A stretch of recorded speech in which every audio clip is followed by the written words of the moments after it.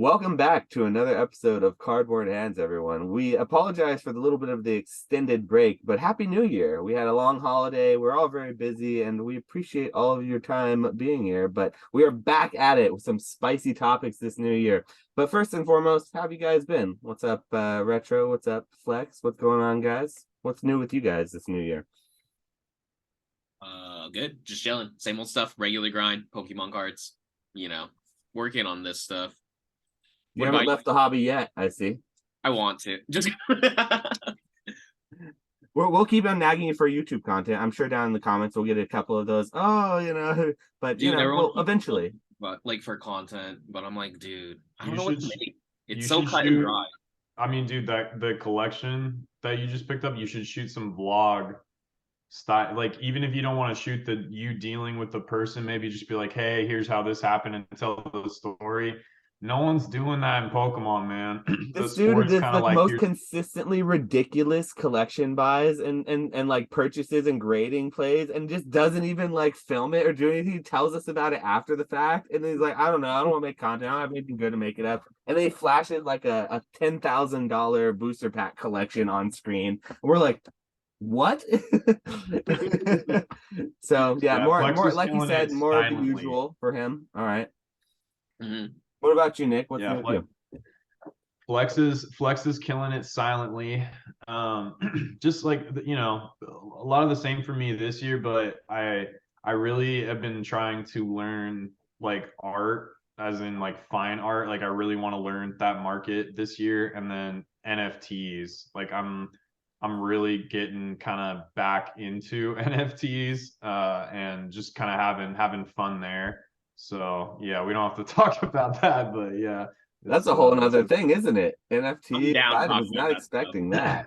Well, so like I was when right before things took off or whatever, I had some buddies and they were like really into this stuff called Top Shots, and so like we were I know what it is. Yep. Okay, yeah. So we were flipping Top Shots and like a basketball thing, right? Yeah, and we did pretty good on there, and then I took all my money off that and kind of put it into cards. But like I followed the NFT market, but I didn't make any like purchases or sells after that. Like once I was out of Top Shots, I was just kind of done. My buddies went on to like buy Bored Apes and all this other stuff, and so they did really, really well. And now that the market's kind of like retraced and everybody's super negative on everything crypto, it's a really good time to like get in and learn. So that's why I'm kind of like rejoining. I'm learning a lot of stuff from them and like their experience and all that kind of stuff, and it's just fun, man. Like I enjoy art, I enjoy collectibles, and if you remove all the scammy stuff and all the stigma and the crypto bro and all, if you remove all that, like I bet I could show you an NFT. Anybody out there listening, or you got like, I bet I could show you an NFT that you would think is cool art. There's so many different types of artists for all different people, from anime to mecha to all sorts of cool stuff. It's just art. So yeah, it's been fun, but we don't have to really talk about that. So I always thought NFTs were very likened or aligned with the cardboard market, in a sense that they're original pieces of artwork that are unique, and they're not, cards aren't numbered, but due to the nature of conditioning of cards, and like every single card is with a hollow foil pattern, the corners, the edges, all the design of the card, everything's unique as far as each card individually. NFTs, artwork, it's all very similar. It's just transporting the medium in which it's sort of being engaged in with. So yeah, I always thought NFTs were interesting.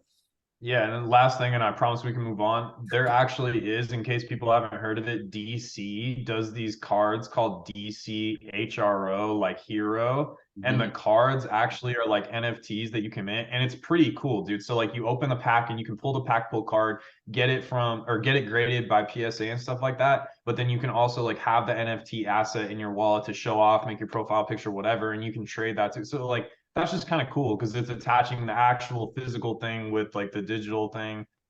It's just a cool thing to do. So I just wanted to add that for people that might not know that that's out. Yeah, our friend Swami, who has a great YouTube channel as well for like non-Pokemon related stuff, he opened some of those HRO cards on one of his streams recently, and I thought that was really cool too. So shout out Swami, great job with that. I only know about those cards because of that opening, because you're into some cool stuff, man. So yeah, there's definitely some interesting things out there, which leads us to kind of talk a little bit into some of the topics that we're going to go into in today's stream. I know we're probably like 5-10 minutes into the stream already, but the things we were going to talk about, we did have a roadmap lined out. I wanted to talk about other IPs and other card games, including like Lorcana, One Piece, and sort of other types of trading card games. And so talking about NFTs and the DC and all these other cards sort of leads a little bit well into that. I also wanted to talk a little bit about maybe some more philosophical takes on selling and buying things in the market. I had a video came up recently on my feed from Rudy from Alpha Investments. He made a video about this seller who he had bought a collection from. He had, after he made the video collection purchase and displayed it, the seller commented on his video saying something like to the tune of, "Hey, I did this deal with Rudy. He kind of strong-armed me into it. I didn't feel good about it after the fact because, you know, he didn't give me as much of a price as I was hoping for." And I think it was surrounding like the cards that he bought went tanked in value really sharply because of like Magic 30th, which was like a whole drama thing around MTG and Magic the Gathering, what we talk about on this channel. But it sort of made me think like, seller's remorse, is that even a thing? Can you sell something, get the money, feel good about it at one point, and then like a week later feel bad about it? Is that legit, or are you just like smoking the finest of dust is at that point? Because I don't know, like it seems like if you're happy about something when you sell the item, you ship it out, package it up, you know, no one's forcing you to do any of those things. But there is something to be said about the people who bought in at $900 to $1,000 Pikachus at the hype, you know, for first edition jungle Pikachus and Eevees and things. They have probably buyer's remorse. And then there are probably people who sold Moonbryons when they were like 300 or $400 and graded 10s or whatever, when, you know, now they're $1,000, who might have some seller's remorse because it wasn't that much longer. So that might be a fun topic to dig into. And then sort of just a last little realm, I want to talk about everything that something that everyone's talking about and doing right now is the SV1 play, specifically the Pikachu with the 3 starters. And more so about not just that card, because that's a cool card, but I don't really care about the art of that card. Like that's not the point. The point is the play, and whether or not the race to the bottom play on these like super accessible modern Japanese like promos that a lot of people know are going to probably tank in value relatively quickly, whether or not that's sort of a good play, if it's a play that like it's a niche play that a few people are overdoing, or if it's something that everybody's doing just a little bit of, which is kind of ruining it, or if nothing's being ruined at all. And I'm being a little bit overly pessimistic about it just because I don't make the play. And so like I see the talk of this play and I'm interested in like developing and kind of delving a little bit more into the idea of like, you know, ruining a play via overexposure or over talking about it or whatever it is, if it's even possible to do within large of a market as we are in. So pretty, you know, we're going to try to keep it somewhat concise with those topics. Well, I'm sure go off on that. I know these guys have stuff to do, and we also have a schedule as well that we want to adhere to. And we know you guys have a schedule. So let's just dive right into it with the first topic. Speaking of other card games, I wanted to talk about, you know, this is a Pokemon stream. The future of Pokemon, of course, for the year, because we're moving into a new generation with Scarlet and Violet, silver borders, new art rares, story arts, all this, etc., etc. The new 151 set, which is going to be a focus on only Kanto Pokemon, that's going to be a huge deal. I know it's coming in Japan. I think we're going to get the equivalent in English as well in some way, shape, or form.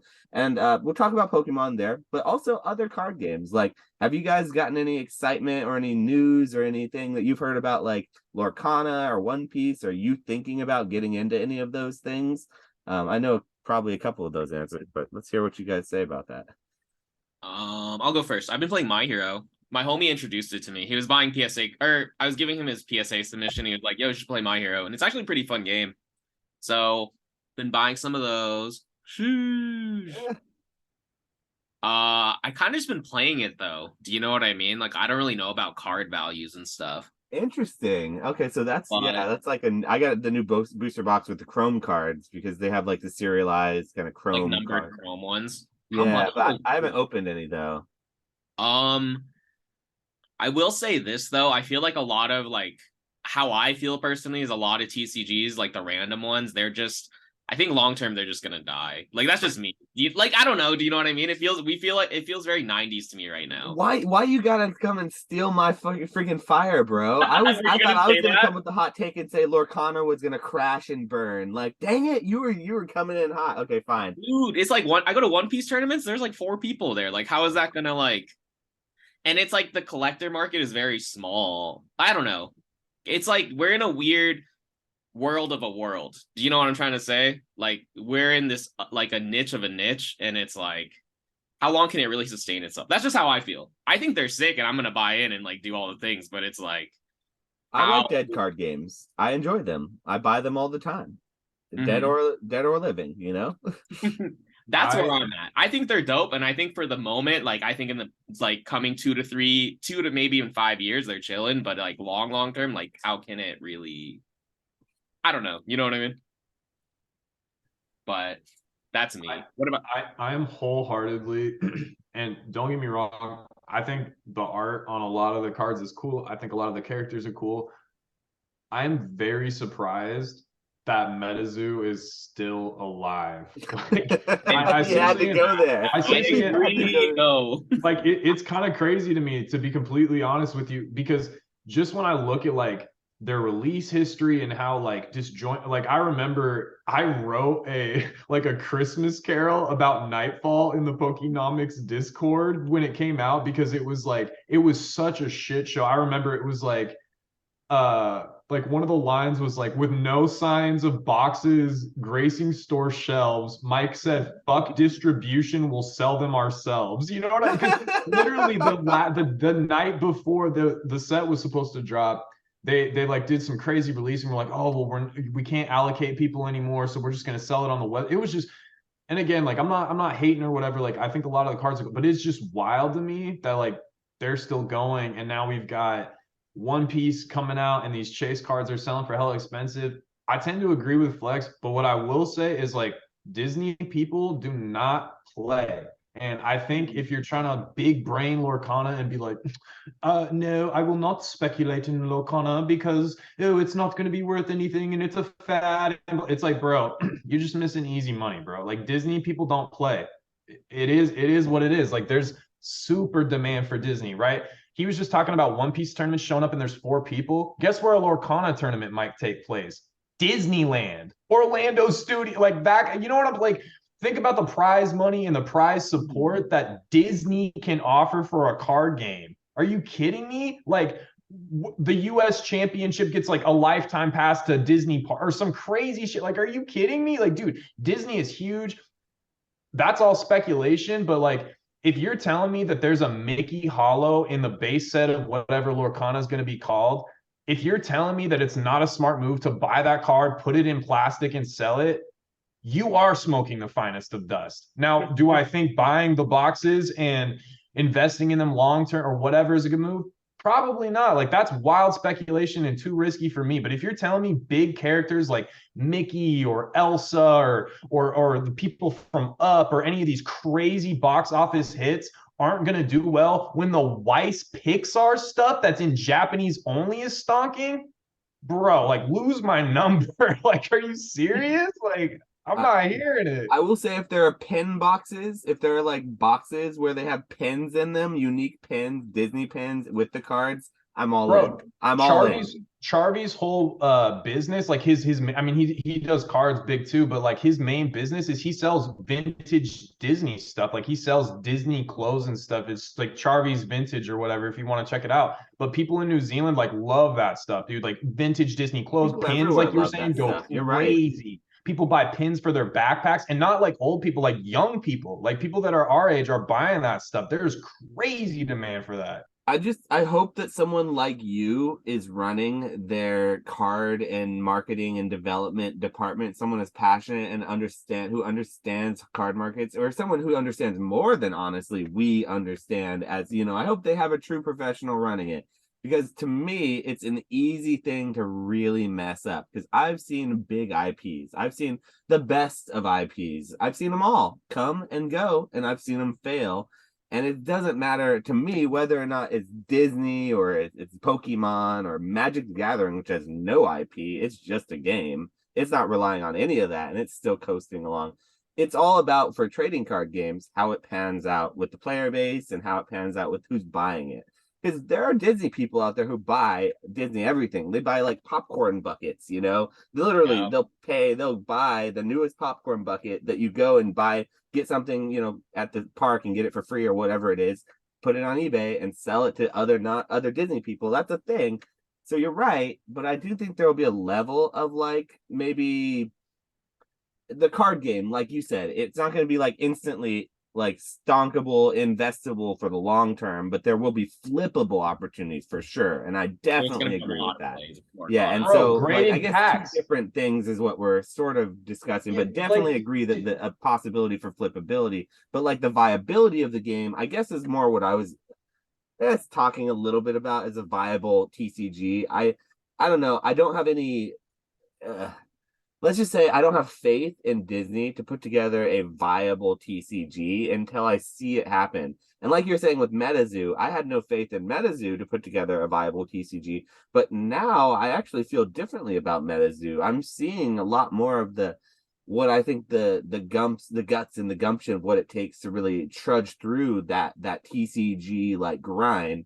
And yeah, Disney has the money to throw at whatever grind they may have to trudge through, so there won't be much trudging for them, and they have the IP behind it and everything. But at the same time, they can put their money behind anything, and so like literally anything. So like if the card game isn't performing at a certain level, like they're just gonna drop it, and it's just gonna become like one of those things that yeah, Disney people might collect, but I don't know. I like talking about Lorcana though, because I feel like it's a hot topic, and everyone within, especially because Pokemon distributors are going to start carrying it, so you're going to see it cross over. I think it's like there are a couple distributors who announced that they're going to get it, and so you're going to see a lot of people talking about it in the space, and it is going to potentially take some of the money out of Pokemon and move it in to Disney, which is for better or for worse an interesting thing. It's I'm gonna also say super. Oh no, go ahead. Yeah, I'm gonna say this is just really, really quick. I don't. The game can be mid, and I think it can still be good. They just need full arts. If they do full arts and they do all the art direction stuff right, then it's literally gonna be chilling for a while. Even if the game's mid, Pokemon's a mid game. Do you know what I mean? Definitely So a mid game. if Definitely you mid give game. the collectors reasons to want the cards, then that's all they need, and that'll sustain for a couple years. You know what I mean? Yeah, we're good for a couple years. We're definitely good for at least 2 to 3 years. Because Oh, sorry. Go ahead. Go ahead.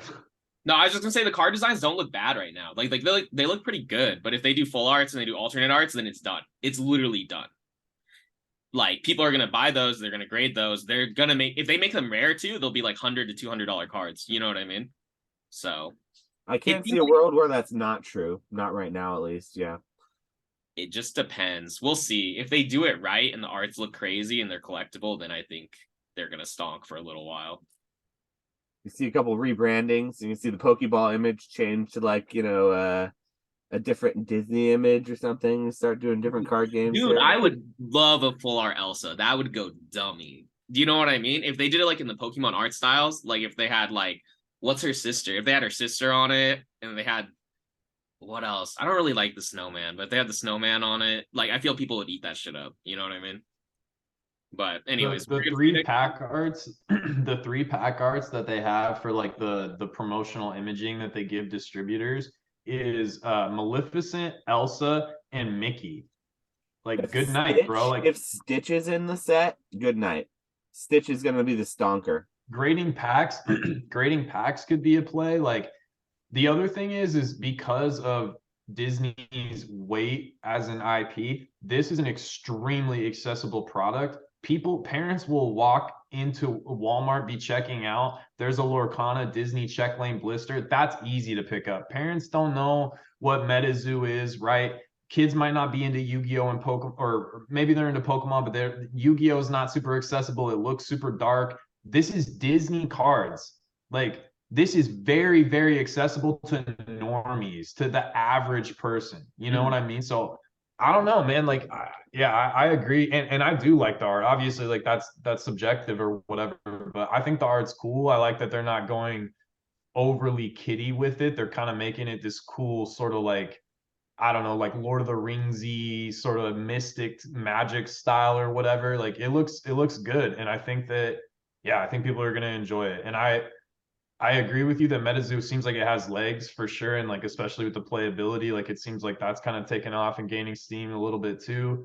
But yeah, I just wouldn't bet against Disney, I guess. Like we've seen a lot of like you said, we've seen a lot of big IPs fail. Like, Bandai's pumped out a lot of different cards of really big IPs that are dead TCGs now. Like who knows what happens to One Piece? Who knows what happens to Lorcana? But it's just weird to me too. People are like, "Oh, this is like a cash grab." I'm like, "It's Disney. Like, you don't think that Disney could do other things for a cash grab? Like, there's so many options." And again, like, I'm not gonna be investing in this in the long term. I just wouldn't bet against Disney. Like, is Disney the kind of company that makes a big move and then just kind of is like, "Oops, whoops," and then immediately backtracks it? Like, not really. I mean, Yeah, they're and it's killing a it. good Like, point. It's a fair point not to bet yeah. against Disney because they're going to be outlast all of us. Mm-hmm. Yeah, Baby Yoda and like all the stuff. I mean, in all the Marvel shows, like, dude, it's just like hit after hit, and it dominates pop culture talk. I wouldn't be surprised if Lorcana is like up there. Like maybe in a year or two, complete speculation. Maybe in a year or two, the big five is like Pokemon, Magic, Yu-Gi-Oh, and then MetaZoo and Lorcana are like honorable mention kind of things. Like that, or it could all go to zero, right? And we could just be back to the big three. Like, who knows? I mean, it's gone both ways before. I feel like, well, it's gone mostly in the way that it's only been the big three that survive, and then other little auxiliary ones kind of trudged along through the dark times, but they weren't really doing well. Either way, I guess I should maybe reassess my take. It's maybe a bit of a colder take on Lorcana, but I definitely feel like it's from a trading card perspective. I don't think I'm sold on it yet, but from like an IP perspective, and people are dumb and will pay and overpay for things in cardboard and cardboard and plastic. From that perspective, I'm bullish on it. Yes. Mm-hmm. So I guess I should probably maybe assess in which department I'm looking at because it Yeah. could go either way. As far as like the other IPs are concerned, like that one My Hero Academia that I showed off, the booster box, and I have a bunch of MetaZoo back here. Stuff doesn't move. The sealed product doesn't move. Like I may like it, and I like sealed product of like dead card games. I've got some like Legend of the Five Rings up there, and like I've got some other stuff that people don't even know what it is from the '90s that I just enjoy. Isn't But that isn't that Urza's saga from a dead card game? soon to Bottom. be, bro. Rip, yeah. But I like that kind of stuff. But let's just be real, the stuff doesn't move really. I was just talking to a friend of mine, another LGS, and he said that he had just recently put his stock onto Amazon. And that was because he couldn't move it in his store, his LGS store. So, like, that's pretty bad, man. That's pretty bad. That's like where you go for that kind of stuff to move. So, I mean, as far as like the other IPs are concerned, the big chase cards and high grades, those seem to be moving really well. I cannot speak to anything else. I can speak to sealed product.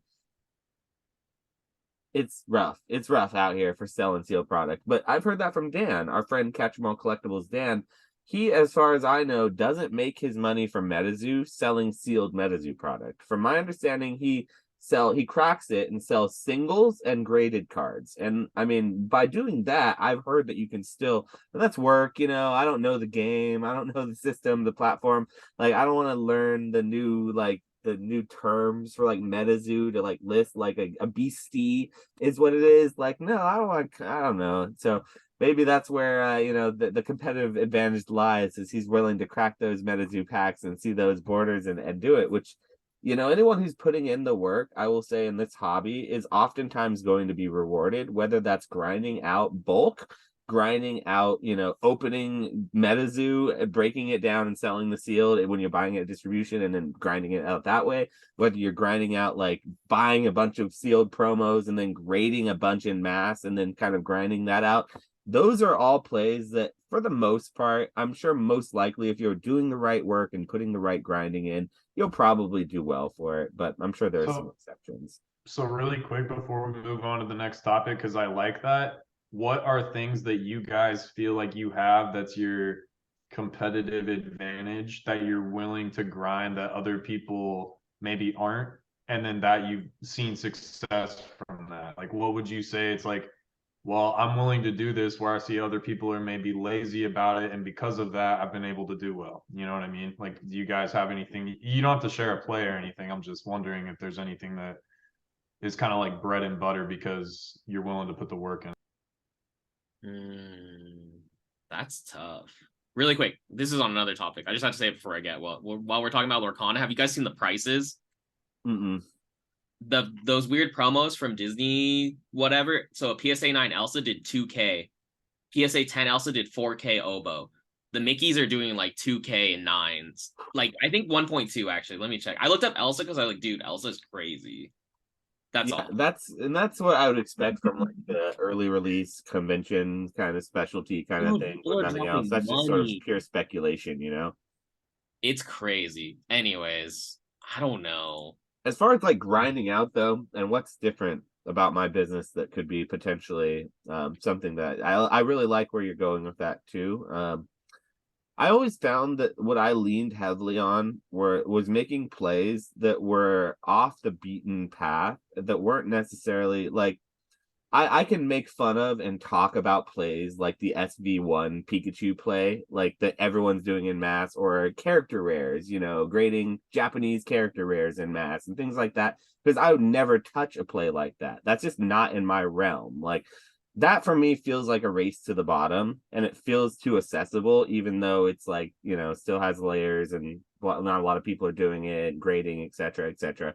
You take that kind of BS off, it's easy to do. So I stay away from those plays. So my bread and butter has oftentimes been, for me, the work that I put in researching the actual the hobby itself, and having the experience of 25 plus years in the hobby, basically, of being involved with Pokemon. So I feel I have a competitive advantage when it comes to just understanding like trading card games and like species and like the psycho or the psyche the psyche that goes into collecting these pieces of cardboard. I'm still figuring out the whole grading part of it. Like, that slabbing part of it is a newer element to the hobby for me, who's been involved with it for 25 years. The whole slabbing thing for me has only been a thing for a couple of years. Like, it was never, this hobby was never PSA grading or bust. Now it feels more like that.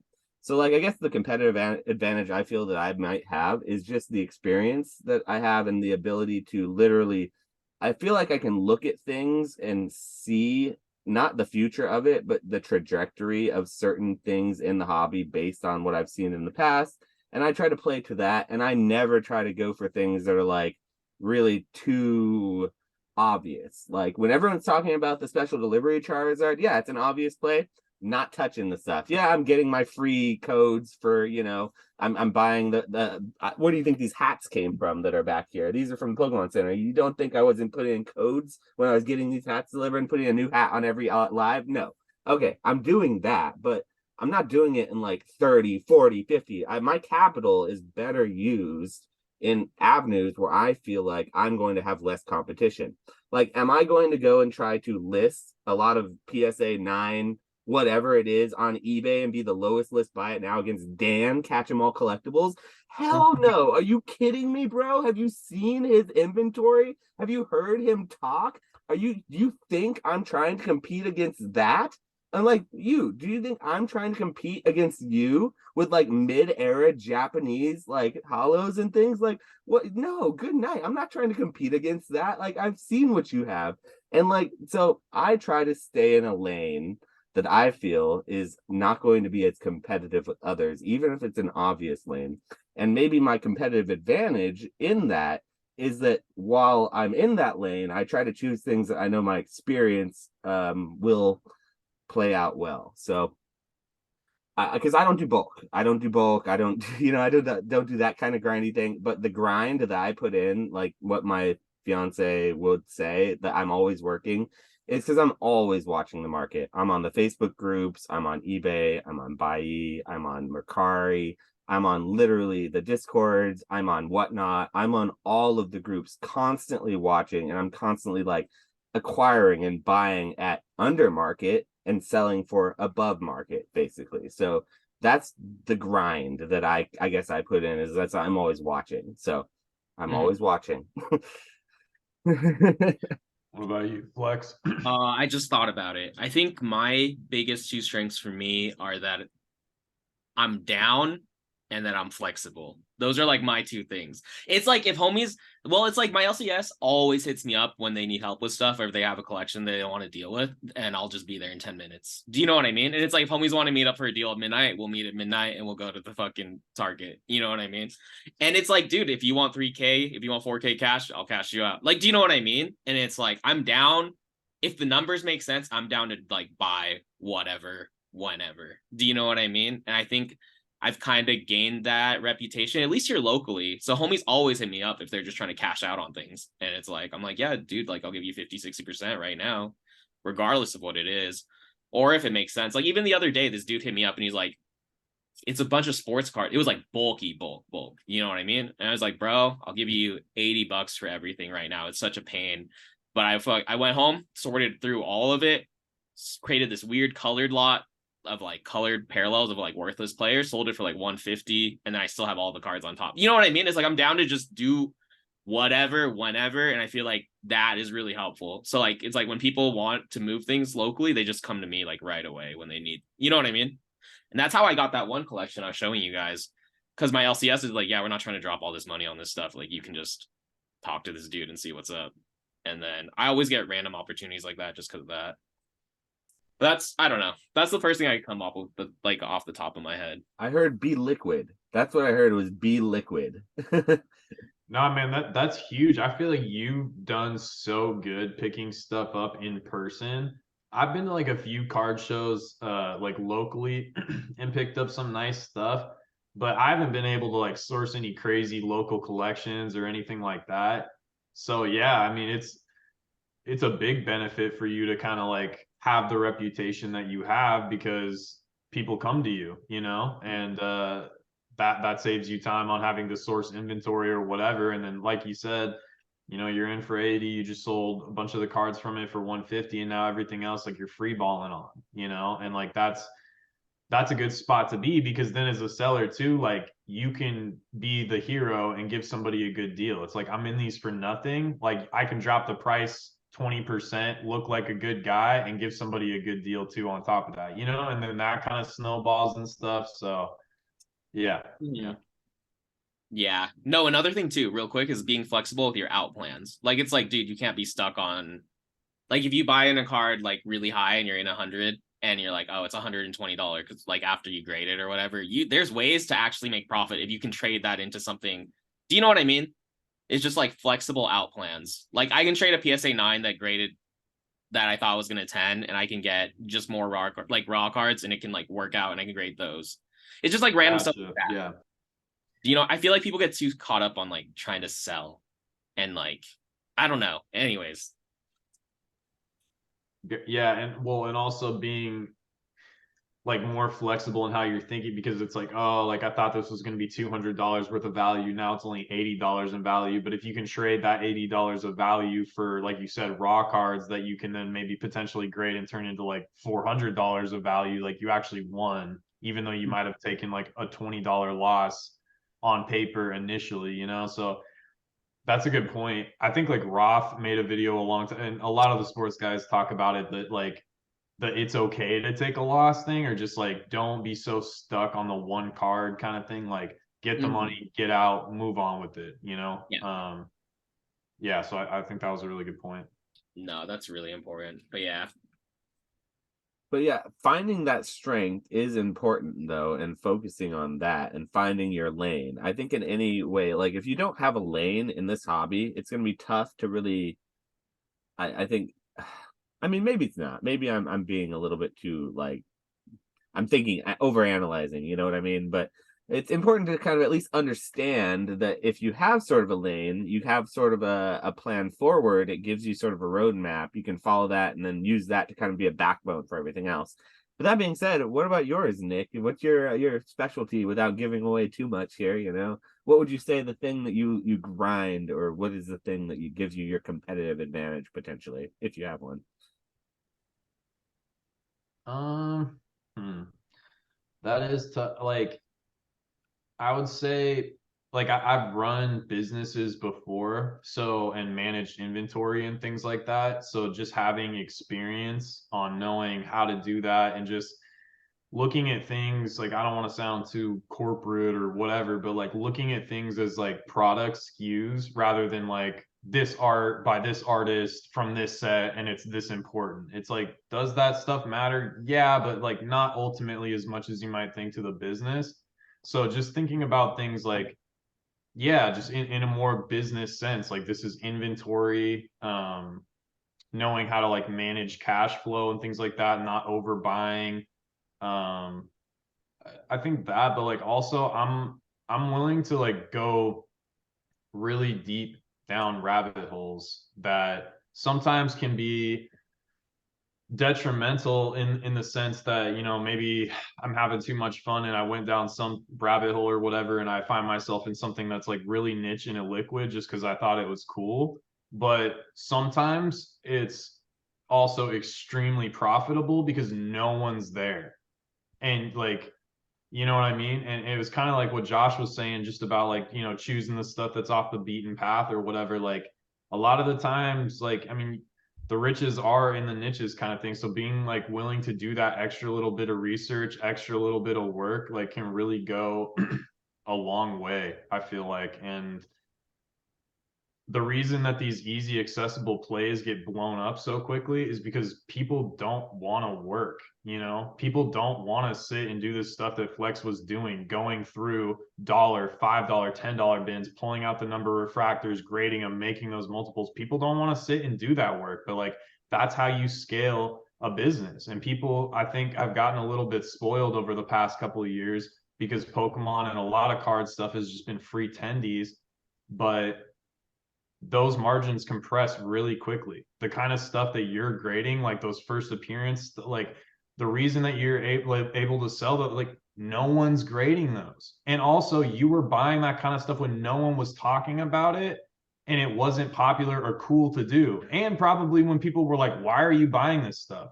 And that's why you're reaping the benefits and the rewards of like the top stuff that you've done. And, you know, like, yeah, so it's oh, and like last point I guess I'll make is like believe in yourself. You know, like if you have good instincts or whatever and you're doing okay, like believe in yourself. Don't always compare what like, oh, this dude's doing this, maybe I should change the way I'm thinking. Like, who cares what that dude's doing? The cool thing about all of us on this podcast is like we all three have completely different business models and are all three really successful, and we're not even in competition with each other. There are so many business models in this space and they all work. There's no right way to do it really, you know? And so I just feel like, yeah, like believing, believing in you, like as corny as that might sound or whatever, just like, these are what my instincts are telling me. This is what my experience is telling me. This is what I'm going to do.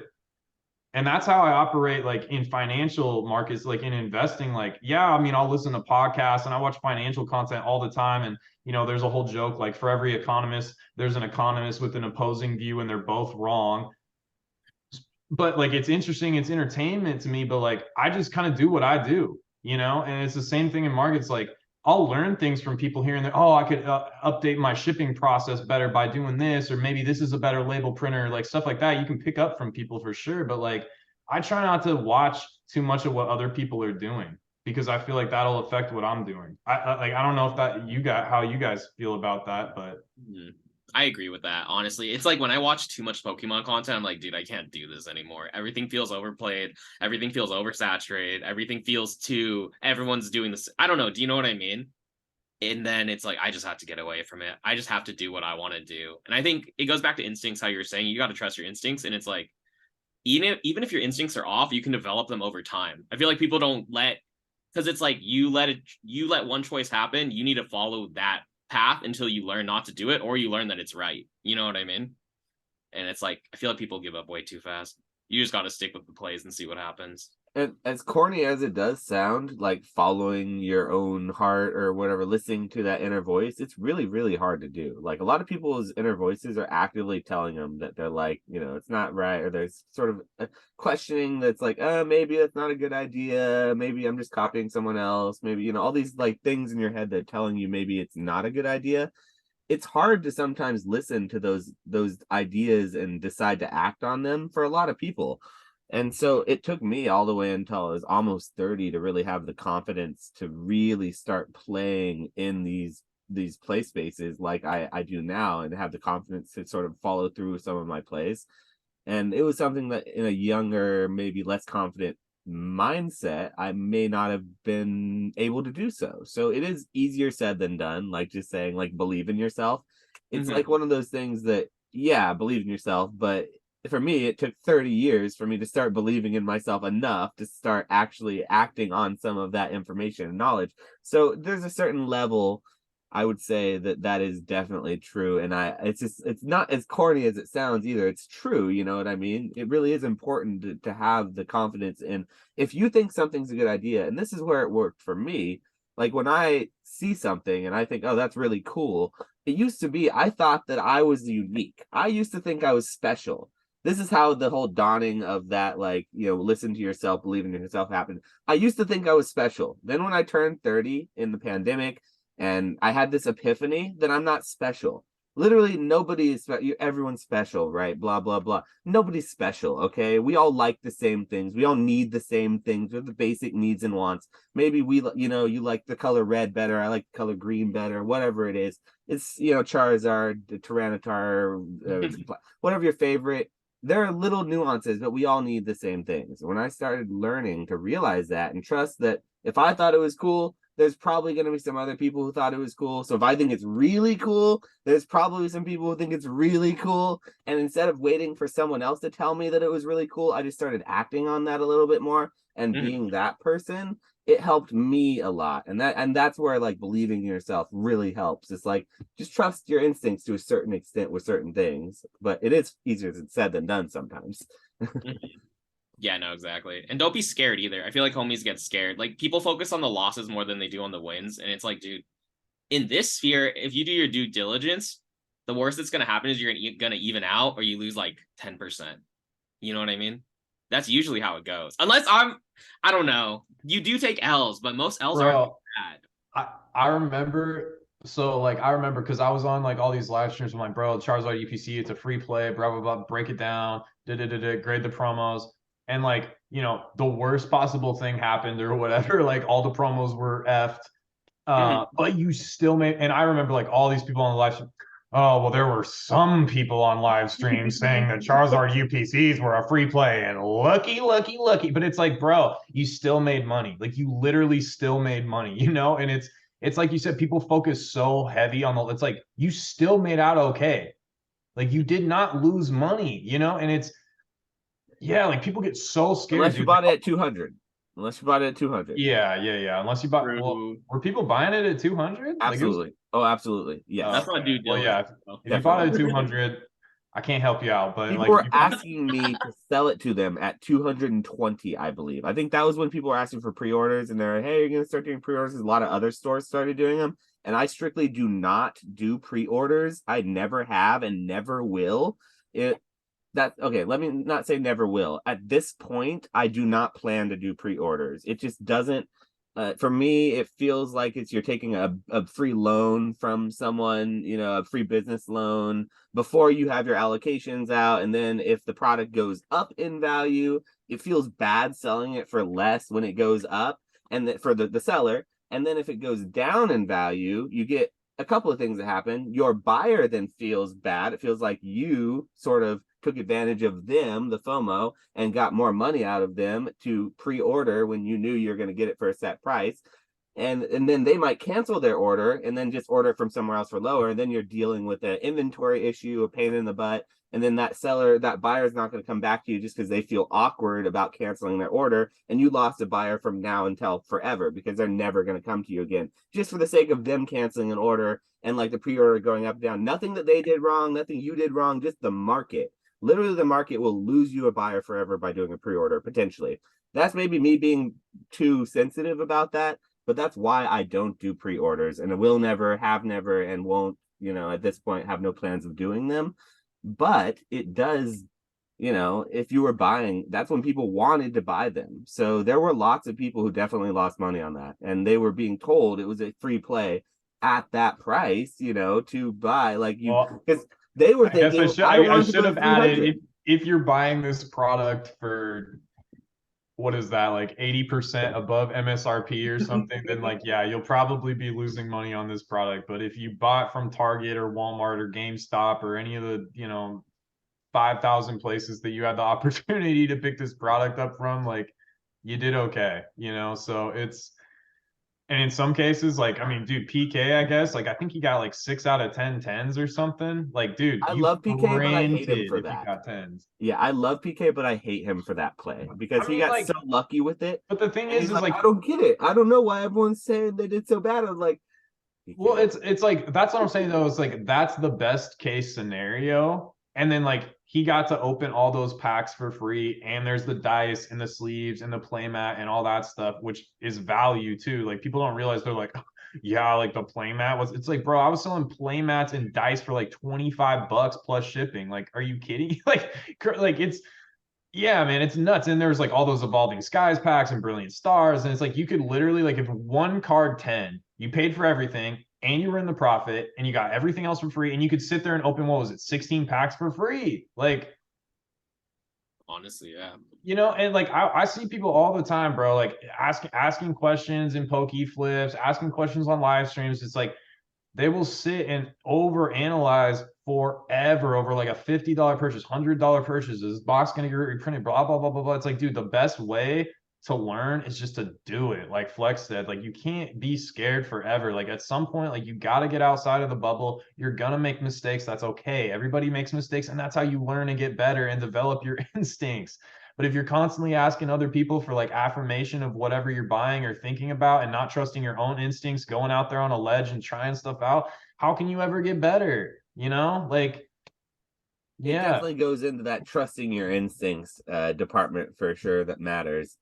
That being said, when your instincts tell you something like buy 100 sealed Charizard UPC promos and grade them all, do you listen to that instinct? And at what point is that too easy and accessible? Because this sort of does go into that next topic that we wanted to go into, speaking more about the SV1 promo, the Pikachu promo, and whether or not it's something that can be blown up. Because we've talked a little bit about it in this stream. We've talked about just plays in general that we make and things being good, bad ideas versus. But do you think that it's possible in a big enough sphere, like as Pokemon, that we're in this market, this massive IP, that like a YouTuber or two or three or a few YouTubers, a few Discords can sort of take a play and ride it to the ground and ruin it to a certain extent where it's not a good play anymore? Or do you think that that's something that's literally can't be controlled by that small of amount of people or whatever the situation is?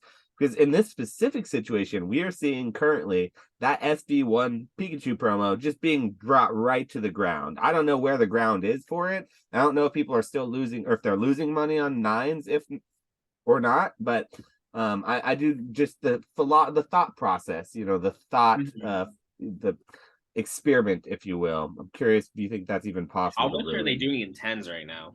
Do you know off the top of your head? I don't know the exact numbers, but I heard in Discord and in a live chat earlier, just people talking about it currently going down as we speak. So I'm sure that it's probably still, just because I know that grading and people will overpay for graded cards in almost any department. And that's a pretty cool looking card.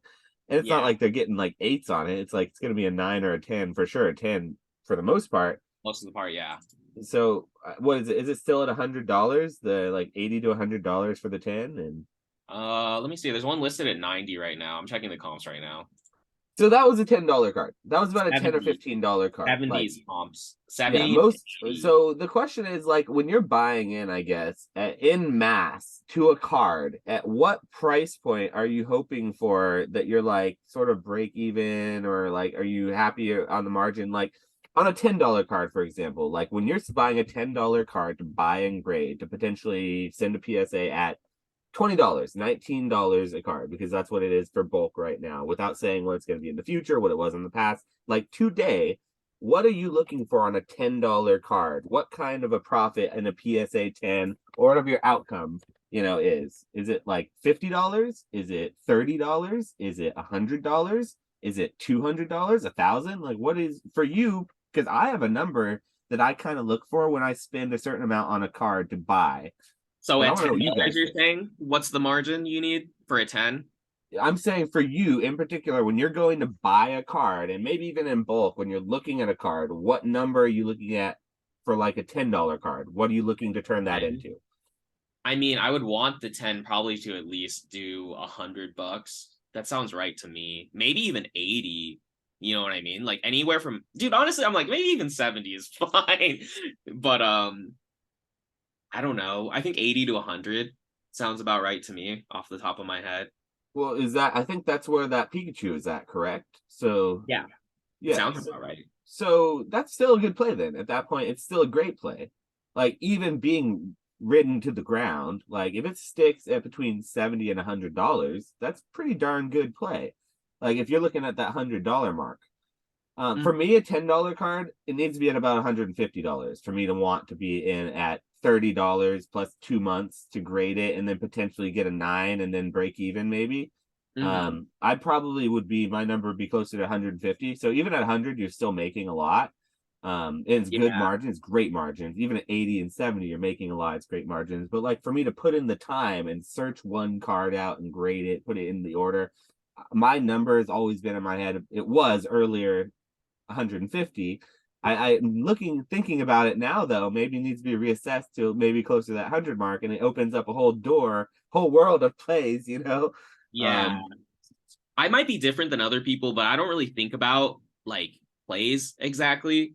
Like when I'm buying stuff, whenever I see someone with a collection or I go to like the card shop or whatever, I'm like, if the card's clean and the math makes sense, then I don't even care what the card is. Do you know what I mean? Like I'm like, if it's a rainbow, if it's an alternate art, if it's a Pikachu, if it's a Charizard, if the numbers make sense, that's all I care about. I'll buy it and I'll just put it in the pile. Like I'm not like attached to like plays. Do you know what I mean? Like the plays that I like to do are if I find someone that is trying to sell a bunch, I'll be like, I'll give you like if it's a bunch of modern alt art singles, I'm like, I'll give you 70% cash right now for this whole entire pile. Do you know what I mean? And then I go through the ones that are gradable. I grade those, and then the ones that aren't gradable, I just trade them or like sell them. Do you know what I mean? And get you're more of recoup. an opportunist where you'll pick up what's given to you at good prices and things as more so than seeking out and like finding those plays, and like you're not going to go buy 100 of a certain card that you're super strong or super like bullish on, unless of course you got to be really bullish on it, or maybe you are, I don't know, but it sounds more like you're more of a quiet, you'll wait for the good deal to come to you because you have that ability to, and you've sort of built up that network, right? And so you kind of The do that. deals are more important than the cards themselves, you Got know. it, yeah, and that's So sort of what I'm hearing from that, right? that's what I think. And then also too, back to your original question about if a group can like mess up a play. I think the old maids are a good example. Aren't they doing like Yep. 30 bucks in tens now? Yeah, they're low. They're low. They're real low. And then there's another play that I won't blow up right here that's similar to the old maid one that is going to get blown up really quick. That's being done by similar discords and similar PokeTubers and things. All Mhm. friends of mine, and I wish them the best, which is why I'm not going to blow up anymore. But yeah, like those types of those plays, like I always question, like they're good until they're not, and it's never something that I've played in, which is why I asked the question, is like what you guys think about it, because I'm simply a little bit uncomfortable with that kind of stuff. Like I'm comfortable grading like tops cards that nobody wants, you know what I mean? Things like weird stuff that you would never think of, like jumbo cards, and like, I heard DNA talking about like grading a 4-part, V Union card. Like I'm all about that kind of stuff too, but like I guess I don't do the like first to market, like, really in mass plays like that. So I mean, that's why I ask. What No, do you I think think, the old Nate? maid was oh my bad. I was gonna say I Yeah. think the old maid was too much. There's too much supply, and then everyone's just trying to flip them. And it's like it's kind of niche. Like no one really, I don't know. The No one Gengar's cool as hell, but they're cool, but I just can't see like a mass audience Like I'd rather do the Pikachu play we were just talking about than the old maid one. You know what I mean? Well, for the old maid play, you got a deck for $10. Is a whole card deck for $10. So whereas with the Pikachu play, you got one card for like $15. I guess I it's think not that depending bad. on me, most people's buy-in for that Pikachu is between 10 and 15, maybe like closer to the 10 if you bought it in mass, maybe at like 12 if you only bought like 10 of them, and if you Mhm. bought like one, you bought it for $15 a card plus shipping. So Nah, that makes sense. yeah. 5. And they mostly people say that Japanese cards guarantee tens, so it's like, mostly I don't know if that's actually true because like I said, I don't play in that department. The last mass Japanese card that I did send in is that Arceus V promo from the movie, the Arceus game. It came out in as the box with the Cosmic Eclipse promo in English. Really bad quality. I made a YouTube video about the English version. I opened up 190 something boxes, tried to grade a bunch of them, failed miserably. I only got like I think like 7 10s out of like probably 50 that I graded overall, the better ones out of those 100 and something, and lots of nines and even a couple eights. And the Japanese one I haven't gotten back yet, but I sent probably 20 of them in. So I sent a fair amount, and I really like that one. But that's not one that like a lot of people were going in on, and that's not something I heard anyone else talk about. So like that's why I went on that one. And now it's like way after. Nobody listens to this anyway, so we're like 2 hours in. Nobody's gonna steal that play. Arceus is not even on anyone's radar, so Yeah. I gotta get going kind of soon. that's So fine because this is one of. I mean, this is pretty much the last topic. I did kind of want to talk a little bit about the seller's remorse thing at some point. So if you don't have time for that, that's fine. Maybe me and Nick can talk about that. I can give my 2 cents really quick. It was just what I was saying earlier. I feel like there's such like a weird like gray area between like what's like right and what's morally wrong. Like or like, do you know what I mean? Like Okay, it's so the question hard. I want to pose it to you like this is: if you go and find a garage sale and you got this little old lady who literally her son died of cancer, whatever, heart attack, a car crash, whatever it is, some tragic death, had all these really valuable cards in the closet. She could use the money for whatever it is, whether it's funeral, whether it's a medical, whether it's just her own needs, and you can get it. She offers you, oh, I don't know what I have, Sonny. You could just tell me what you think it's worth and I'll sell it to you. Just give me a good deal.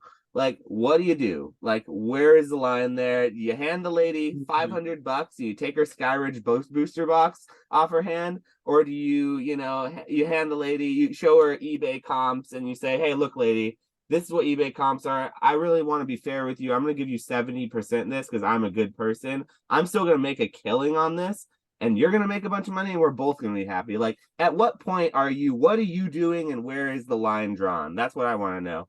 I guess that's where you could put your 2 cents and you could dip out. Then me and Nick can go back and forth on the philosophical ethics of giving someone a good deal versus getting a good deal. Yeah, it's tough because it's like with most people, what I do nowadays is I'm like, okay, we're gonna go through comps. I'll probably pay you 50, 60, 70%, 50 to 70, depending on like what it is, how liquid it is. Like, do you know what I mean? That's for Like, someone who knows what they're talking about, who's like who understands there's value. More what I'm saying is like, where is the line drawn for like when you find a collection and you're getting a good deal that's under market? Where do you say something versus where is it their responsibility to look it up and find it? Is it never your responsibility, or is it never their responsibility, or is there a gray line in between? And you have to sort of be this like prophet, and you have to decide and be like, judgment is decided, judgment is decided, judgment is decided on every situation. I feel like it's tough, right? You know what I mean? Because it's like I've done the thrift store, like flea market finds where you find like something like that's $100 and you're like, oh, this is $2, and you just buy it from the stand. You know what I mean? So it's like, I don't know. It's tough.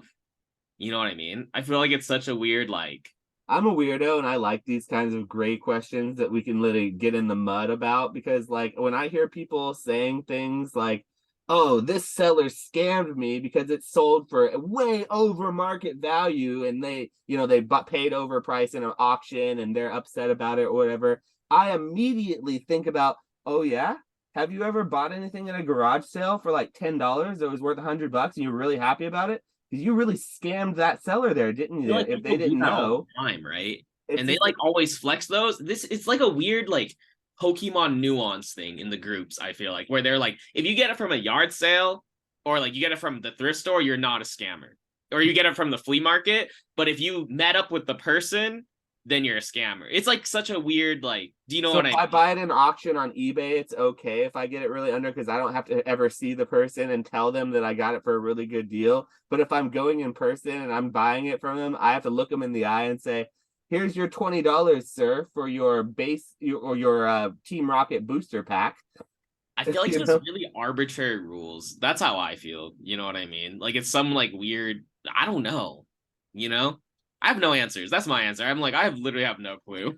And that's a safe answer. And I love these types of things. These types of things will get us in the mud. And this is what really, I think it really will. You can tell a seller or a person's like morals from these types of, conversations because it's Let, easy just to say one thing or the other. let me ask you this really quick before you leave, Flex. Like, how do you like when you go to a card show, like especially with the sports guys, because it's a little more aggressive, like do you negotiate aggressively? Like, what is your like? How do you talk to people when you're at card shows trying to make deals happen? Would you say that Oh. you're more like, let's just go, or like, are you chill? What, you know what I mean? Trying to think. I think it depends on context. It also depends on like this, like the different types of people, because there's different types of people and they have different goals and they have different ways to price. Like there's the guy who has his $200 card at 400, and you have to be like, bro, it's a $200 card, and they either get tilted or they're like, oh, okay, you know what I mean? And they might even. It's like more of a how I think about it is it's more of like a poking and prodding kind of game. Do you know what I mean? Where you like, I don't know, let's say there's one homie here and he has everything at market, and you're like, bro, like, you got any room on any of these if I spend cash? And he's like, no, I'm firm. Then you're like, okay. But then there's like another dude who is over comps, but you talk to him, he's like, oh, it does 200. I'll do, like, he has it at 400. He's like, oh, it does 200. I'll do 150. Like, do you know what I mean? It's more of a game of like, not testing personalities, but seeing where everyone is coming from and then moving accordingly and seeing how you can make moves. Do you know what I mean? That's how I think about it. It's like everyone has their own methods and their own processes, and you can see how you can integrate the way they work into the way you work.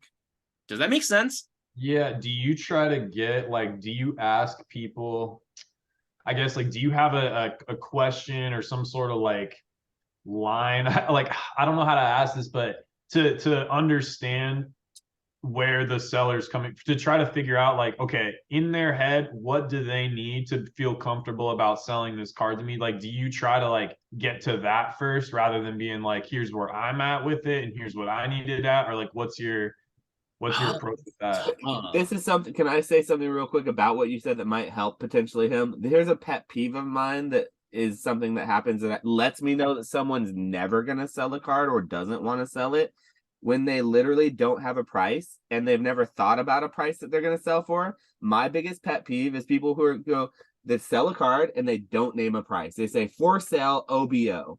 And it's like, and then you go to a price, you go to them with a price, and then they get really mad because it's low or something. It's like they're those just people fishing. will never sell and never had the intention to. So I don't mess with none of those people. And I'm also the type that I don't play OBO on my eBay listings either, or on my listings. I'm a flat price that it is what it is. And if you want a lower price, message me and we'll see from there. But I don't do the OBO, so you could send me these lowball ass offers and ask me if it's real and all this crap and like what's the lowest you'll go. It's like the lowest I go is listed, and if you want it, you could take it, or you can message me and I'll consider going lower maybe. But I'm not going to say that outright because Yeah. I find I get better sales doing that than I did ever when I had OBO listed or best offer on any of my listings. So I Yeah. took it all off. Sales, I lowered the price to what my real best price was. Like not what I was hoping to get, but like when people would message me with the best offer, what I would say back to them, I just lowered it and put my best price as that, no offers, and much, much better success. That is what a little tip that I've found that I know I've talked about a little bit, but Yeah. To answer your question, Nick, no, but also, yeah, I hate OBOs. I had to take that off. It makes life so much easier. Like, just undercut, take off OBO, you're chilling. It'll sell so fast. If someone really wants it at a deal, they might offer you like $10 less or something. You can be like, no, or you can be like, it's not the worst offer. You know what I Right, mean? you can decide it on a case by case basis. The worst thing to say is no, you know. So Yeah. But to answer your question, Nick, I have like three things that I always shoot for, like in terms of like negotiating it at like local shows, and it's either seeing if they have room if I buy a lot, and then seeing if if I want to trade up into a bigger card, or then just seeing if I can trade down. Do you know what I mean? Those are like my three plays, and I just see if any of those work for that specific person. Do you know what I mean? By trading down, do you mean taking like a big illiquid card and getting like 10 smaller liquid cards kind of Yeah, thing? I love like just trading a Charizard into alternate arts, or like, do you know what I mean? Like stuff like that. Like, so it's like I have like general pathway. It's like I think it's better like the more pathways. It goes back to like exit strategies. I feel like if you have more outs on specific cards, the better you do at shows, because you can pick what opportunity or like pick what situation fits that person that you're talking to. Do you know what I mean? So it's kind of like a plug and play kind of like if a person needs cash, like if they really really want cash, I'll be like, I mean, could you get here? I'm like, could you get to this on this card and this on this card and this? It's like honestly, once you hit people with a certain amount of cash, they're like, ah, I might just have to take that. You know what I mean? And then, because I mean, you've seen cash outs, you've like seen them firsthand. Like, bro, it's hard to not, if someone's offering you like 70%, they're buying a lot. Like, what are you gonna do? Say no? And then, yeah, I don't know. It's just basically the strategy of like the cards that I want to get rid of. Trading is really good, or you can do half cash, half trade, and that works really, really good too. Like, if you can just figure out the cash price you want to be at on something, and then it's like, dude, you're trading a card you graded yourself, or you're trading like ungradable raw cards, or like, do you know what I mean? You're trading stuff you don't need, and it's like they're gonna go do whatever they want with it, and it like works out. You know what I mean?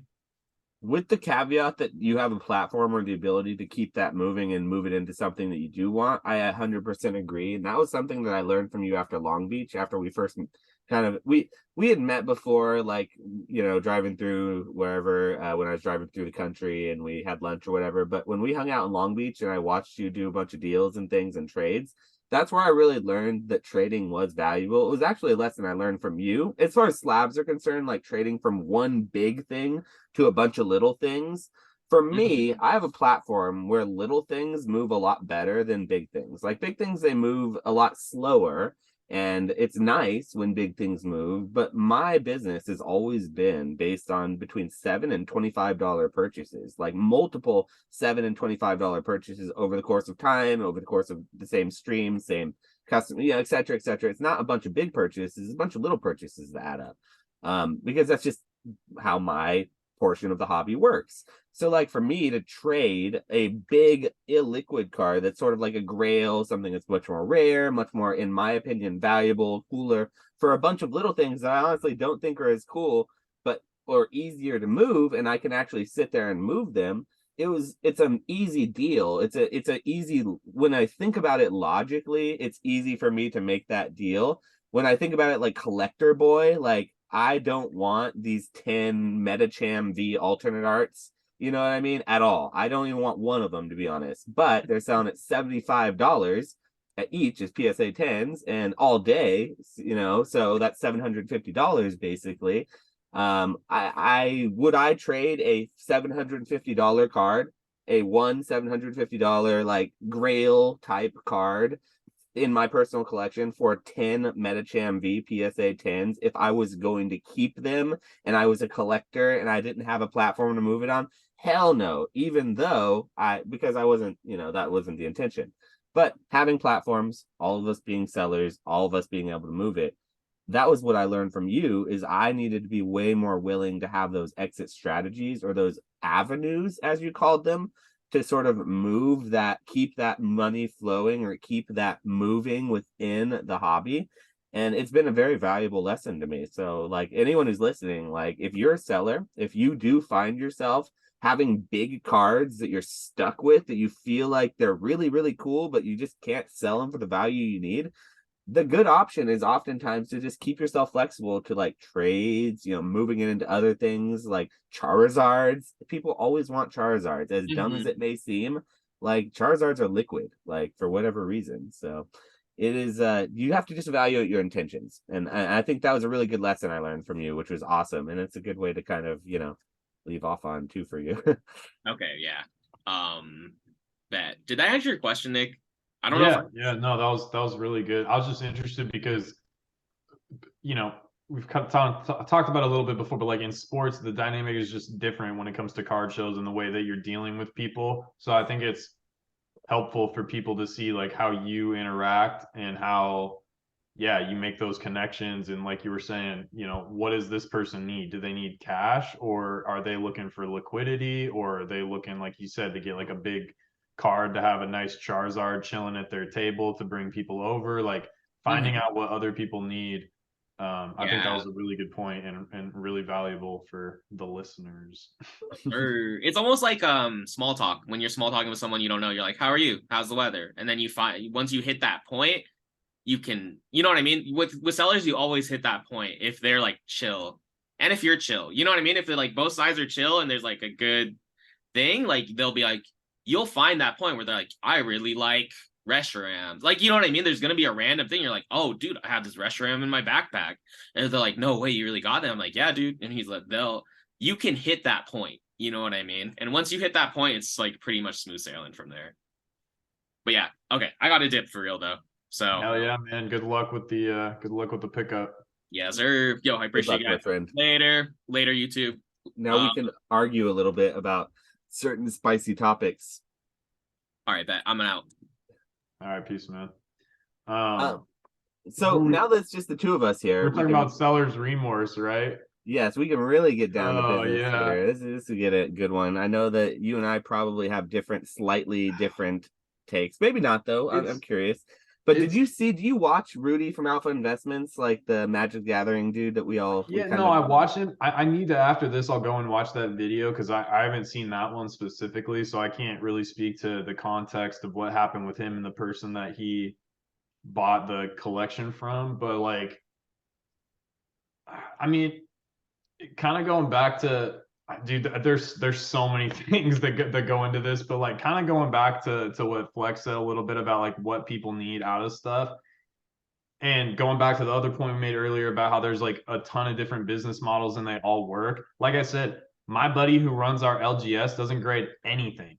And it doesn't make sense for him to grade anything because he's telling me the prices that he's picking these cards up when he's buying collections and how quick they sell and what he's able to sell them for raw. It doesn't make sense for him to grade. You know what I'm saying? Like I could potentially go in there and sometimes do and be like, yo, will you give me this for 20% off? He's still making a profit. And then I'm able to make my margin. And it's like, well, if he only made 30 bucks and I made 50 bucks, am I an asshole? Like, like, and is it my job to go and be like, hey, man, I made 50. I know you only made 30. Let's split it so we both get 4. Like, I just don't see that as, I don't know, man. Like, I'm kind of a libertarian about it a little bit. Like, that's not problematic, man. That's not necessarily. I'm talking more of the extremes because we have to look at because when we're looking at it like that, that's something that we're both very comfortable with. Both sides deal in it.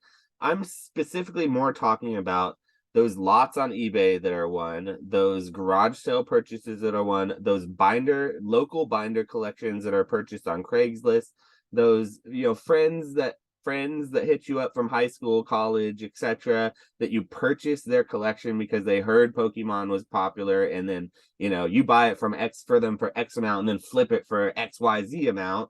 It's like I guess I'm sort of drawing a little bit of a spectacular like example to maybe evoke emotion, but it does yeah, sort of no. beg theoretical question of it. That's all.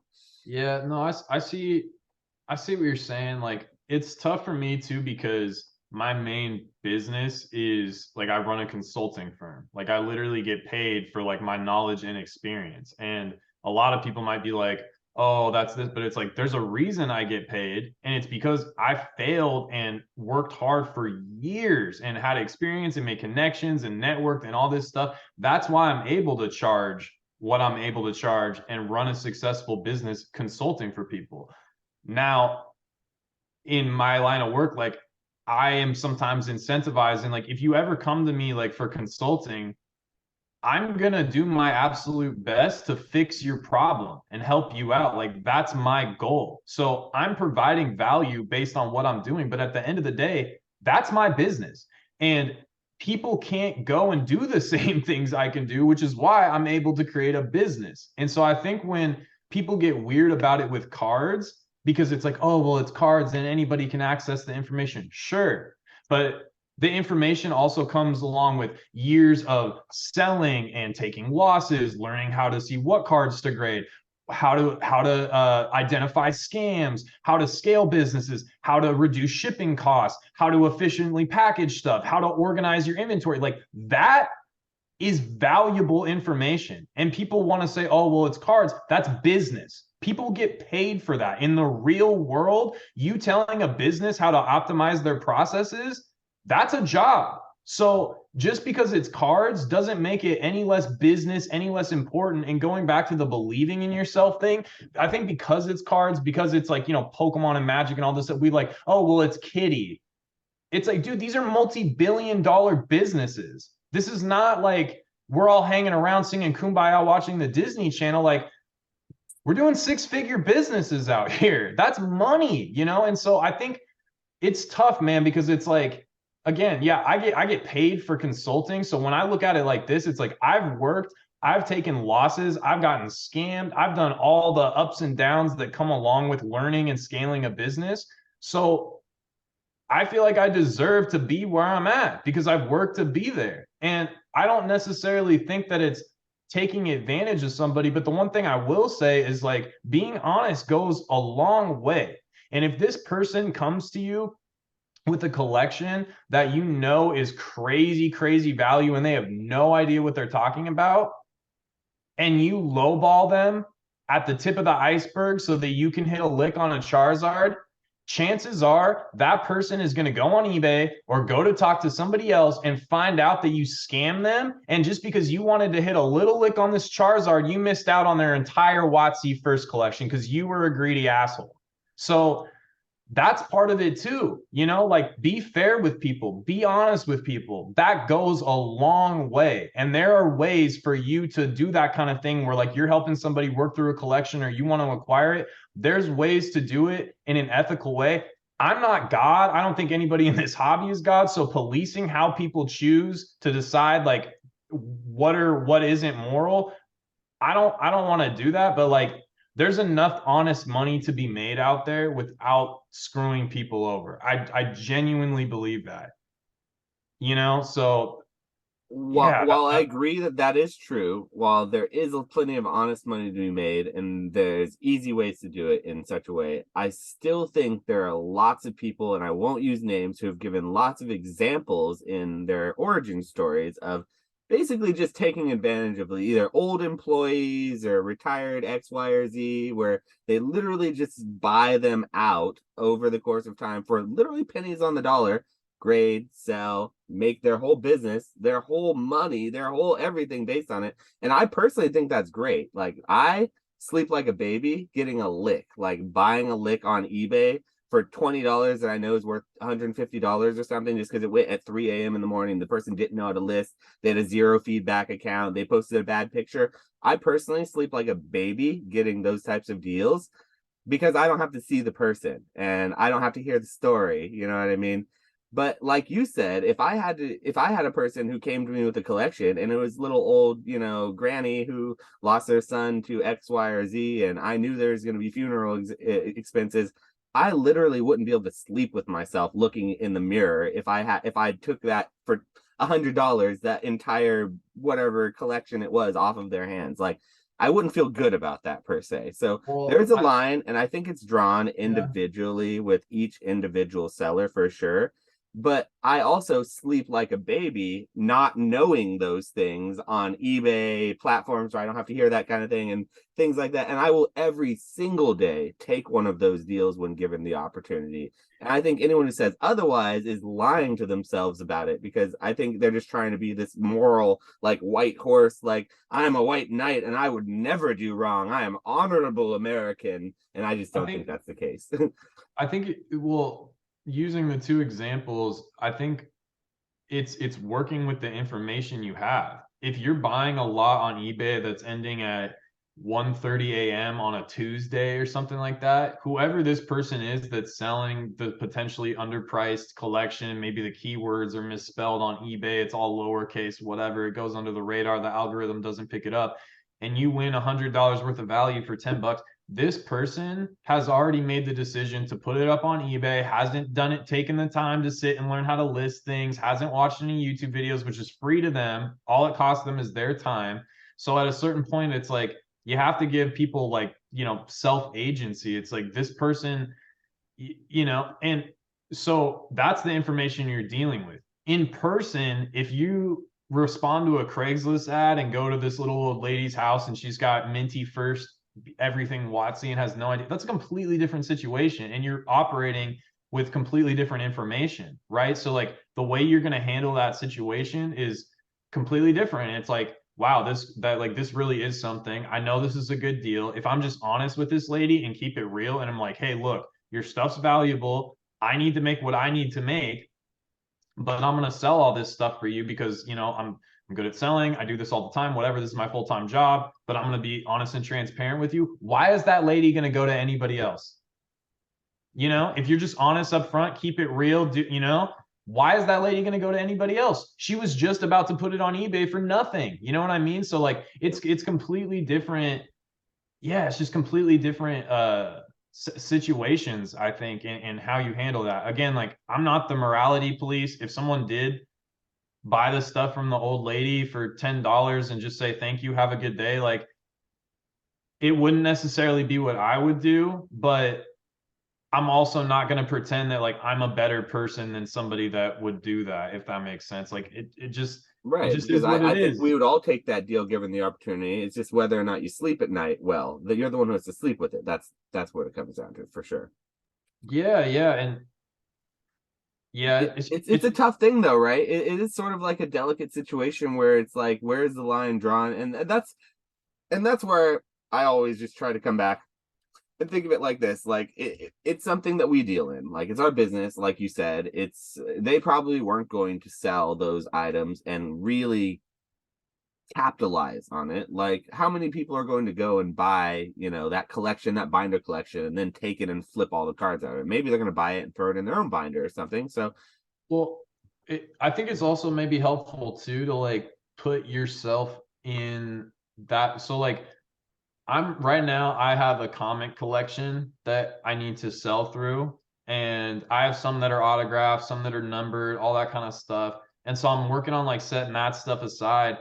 But the other stuff, like that's not signed or whatever, I don't have enough knowledge or time realistically to sit there and figure out which ones are key issues so that I can make 20 more dollars. And like, I just don't have the time for it. And realistically, I haven't got there yet, but I'm probably just going to end up auctioning this stuff up on eBay and just taking whatever I can get for it. And I'm okay that somebody else is going to make money off me because I don't have the time to sit and deal with it. And whoever has the knowledge and is willing to put the work in, great. I got that stuff when I was a kid. Take it, make your money.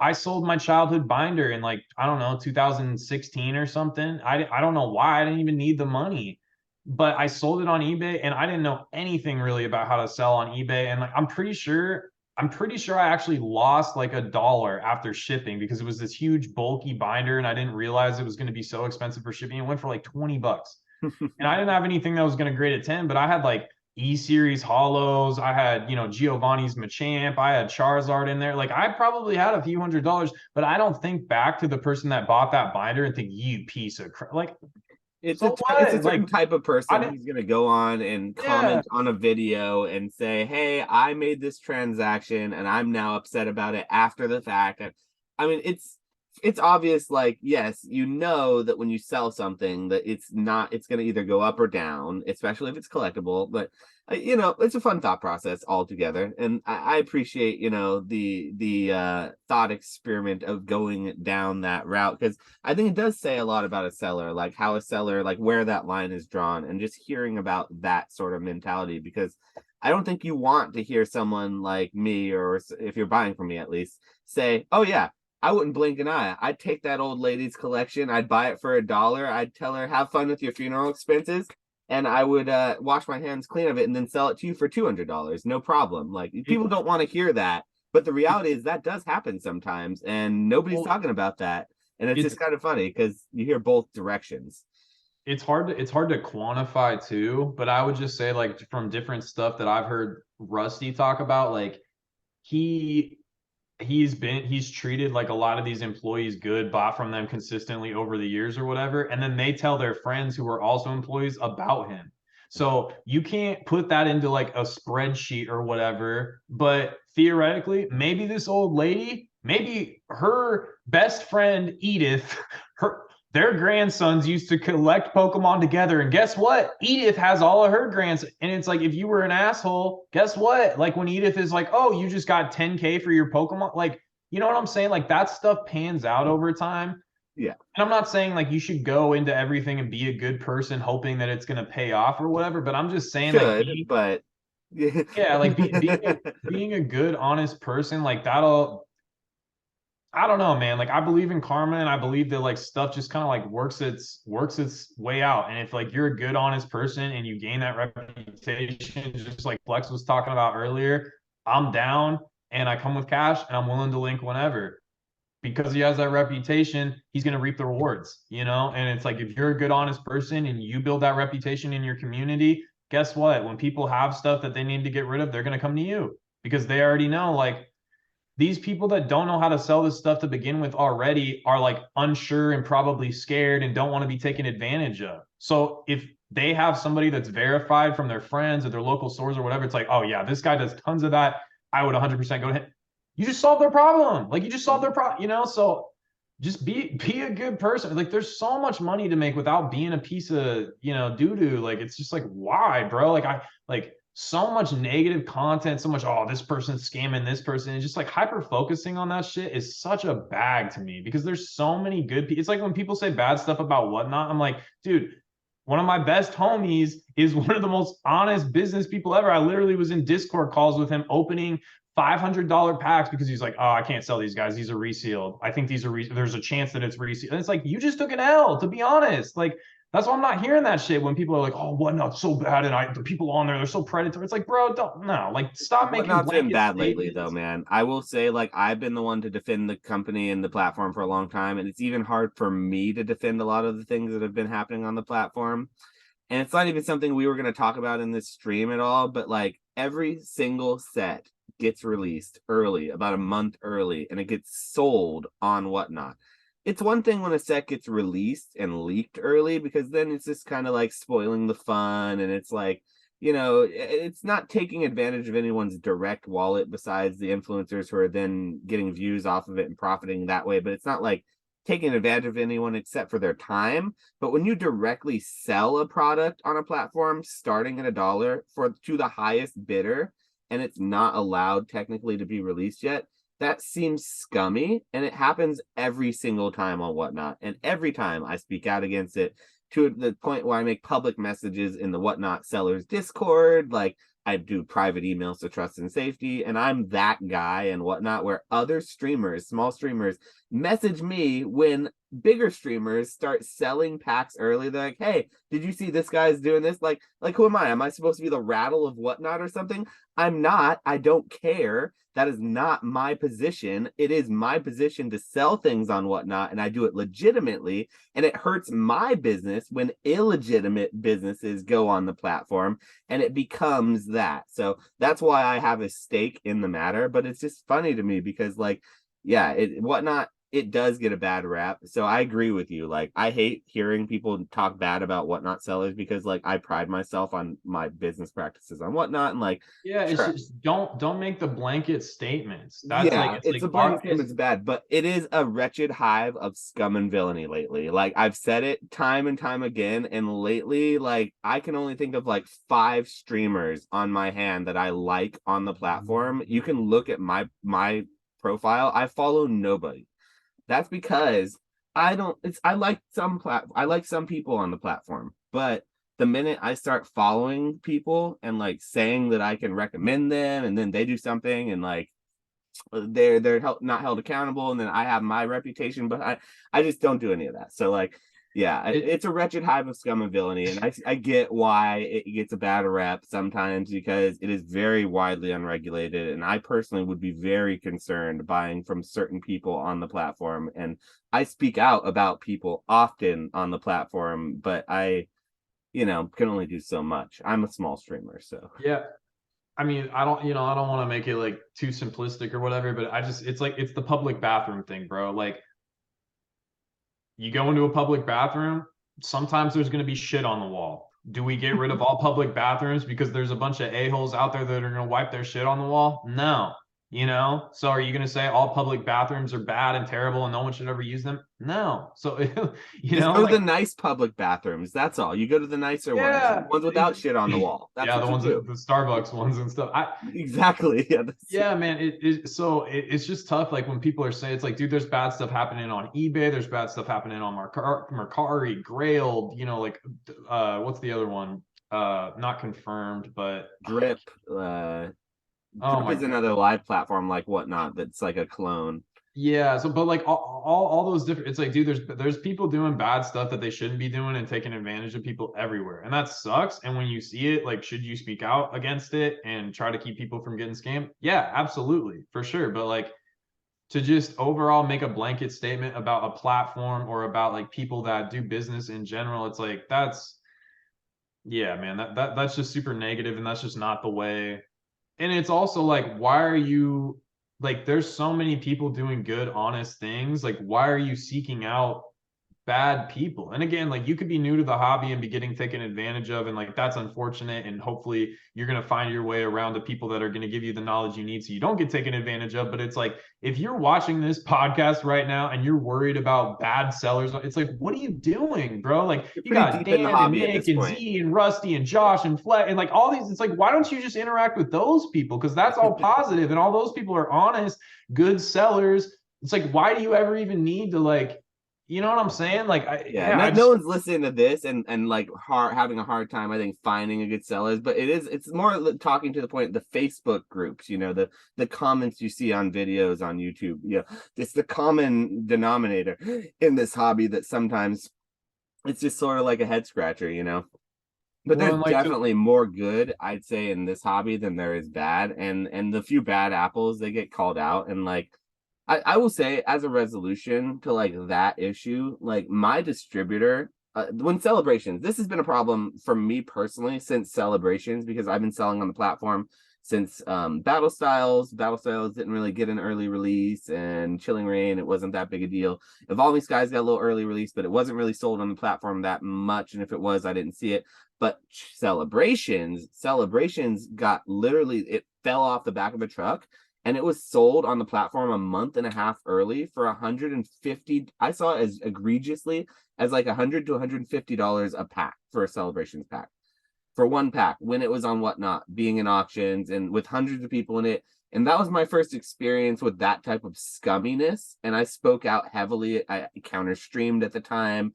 I would stream while the big Celebration stream was happening, saying, don't buy Celebrations for X, Y, or Z $100 a pack because it was just ridiculous.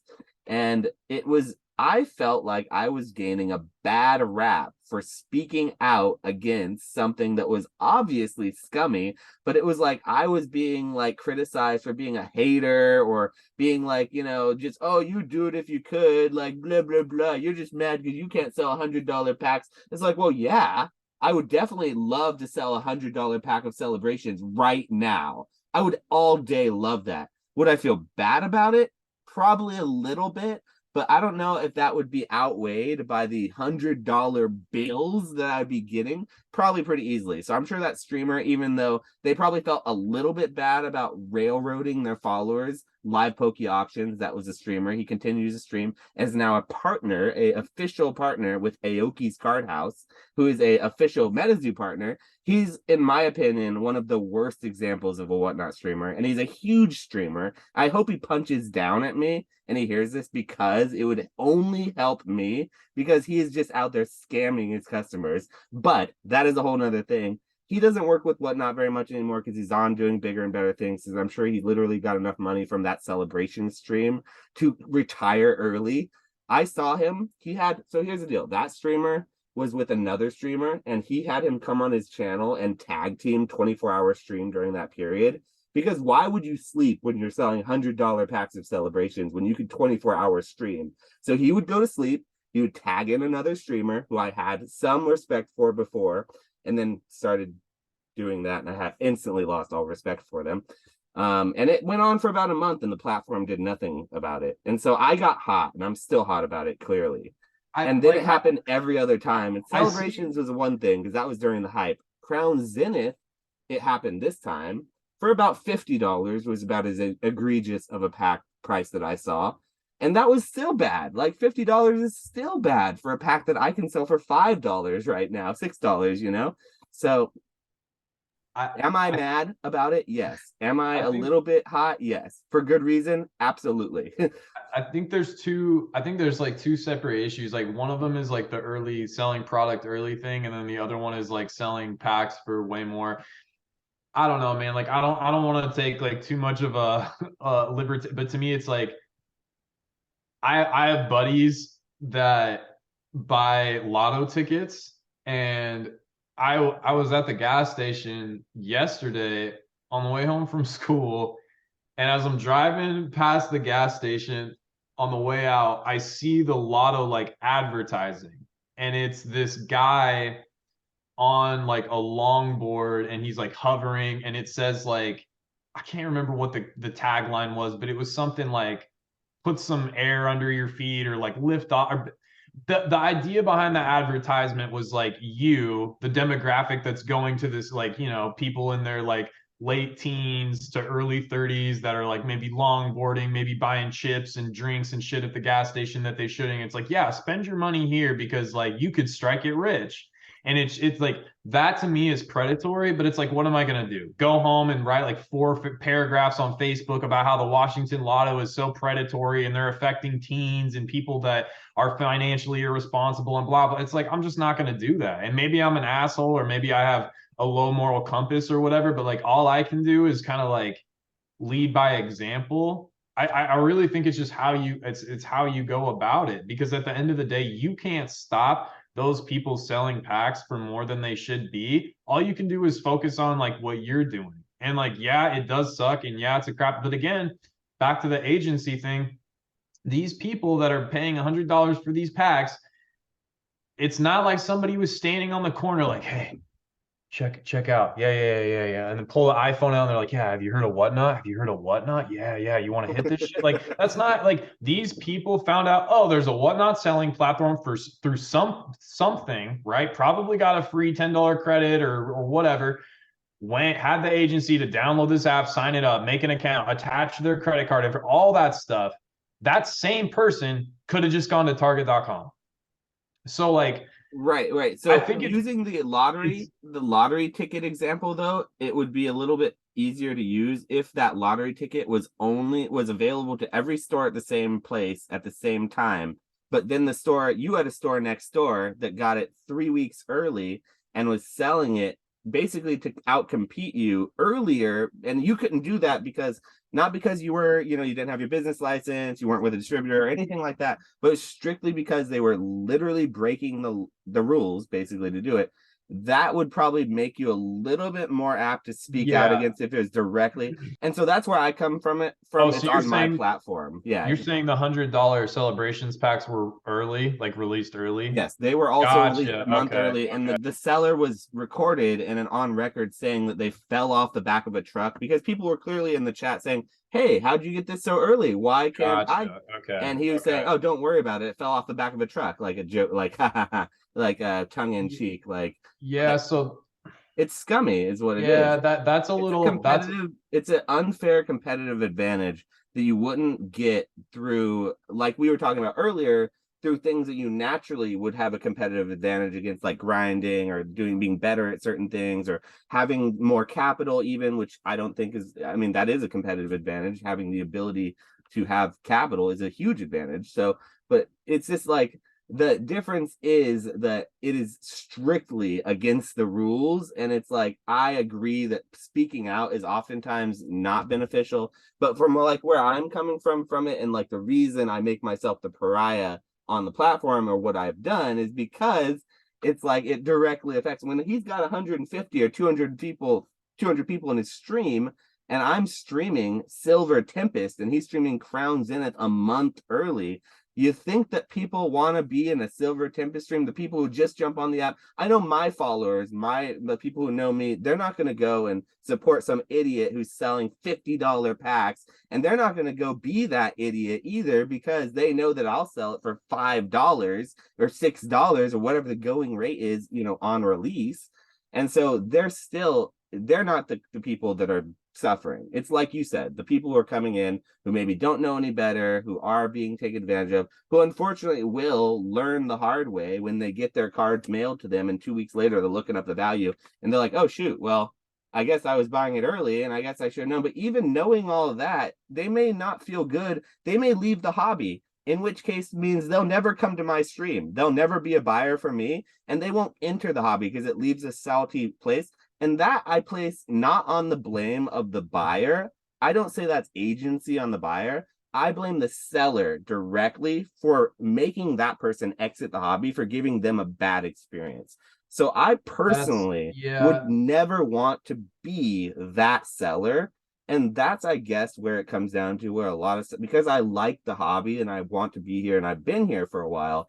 And that's where it makes it difficult for me to see these types of hype dog, like sneaker type salesmen that come into our hobby. And nothing against sneakers. People are in the sneaker industry and watching this. I love you guys. You're not who I'm talking about. But I'm talking like the hype dog, the crazy stonkers who just come in and out real quick and don't actually care about the hobby itself. Those are the people that I see doing this type of stuff. And that's why I speak out about those particular people. And I named live Poke auctions on this live because I'm confident I can go back and I will literally argue everything I've said. I don't think I've been unfair in any of my criticisms of them. I would just love to hear them say something honestly and try to defend their actions publicly, because it would just have to be like painting the clown face on if they did. So please do say something in the comments if you're listening, which I know that you're not. You have too much money and too much care to do any of that. You scammed all your customers enough to just basically ride off into the sunset. But that being said, it's tough to see, Yeah, I don't like the early stuff. I think that to me, as far as early leaks go visually, if you can't really control that, if Pokemon maybe had more severe consequences, people wouldn't be doing that. So that stuff's here nor there. But as far as the product early, that ruins stuff, and that's kind of almost in the same realm of when distributors try to sell directly to Amazon. It's a slang term for this is called running off on the plug. And basically what that means is you are taking money now. Let's say the plug, we're getting deep here. The plug fronts you some product, right? They're putting trust into you. You have $10,000 worth of product now that you could just run off with. Okay. And you just made $10,000. You might have lost out though on $1 million relationship. And that's how I feel about this new stuff. So it's the distributors that want to sell directly to Amazon. Sure, you got a Battle Styles, you got Bone, you got a lot of capital tied up in this crappy product. You're gonna dump it, okay? And you get liquidity for a minute, but it's well, you just put 2 LGSs out of business, or 2 online stores couldn't handle that because maybe they had a huge position about and they got, or whatever the case may be, right? So it's yeah, sure, you made your quick little money, but it's that isn't sustainable. And like you said, you made somebody leave. It's you can't continue to do that kind of stuff. And the same thing, I would think at some point, if people consistently were known for breaking product early, I would think that Pokemon would get lawyers involved at a certain point, because it's that So gets in a weird. Yeah, so here's what's happened. My distributor was made aware because I was made aware, and Whatnot said after contacting their trust and safety that it wasn't their place to basically police when sellers sell their product. It's on the seller's individual sort of their relationship with the distributor when they get it, on when they're allowed to sell it, when that's not the case at all. There's actual dates on these distributor boxes that say do not sell before a date. So That is strictly not the case. It's written all over it. But people like to say it's not their part, it's not their place, because the platform is just a platform and that's it. And as long as people aren't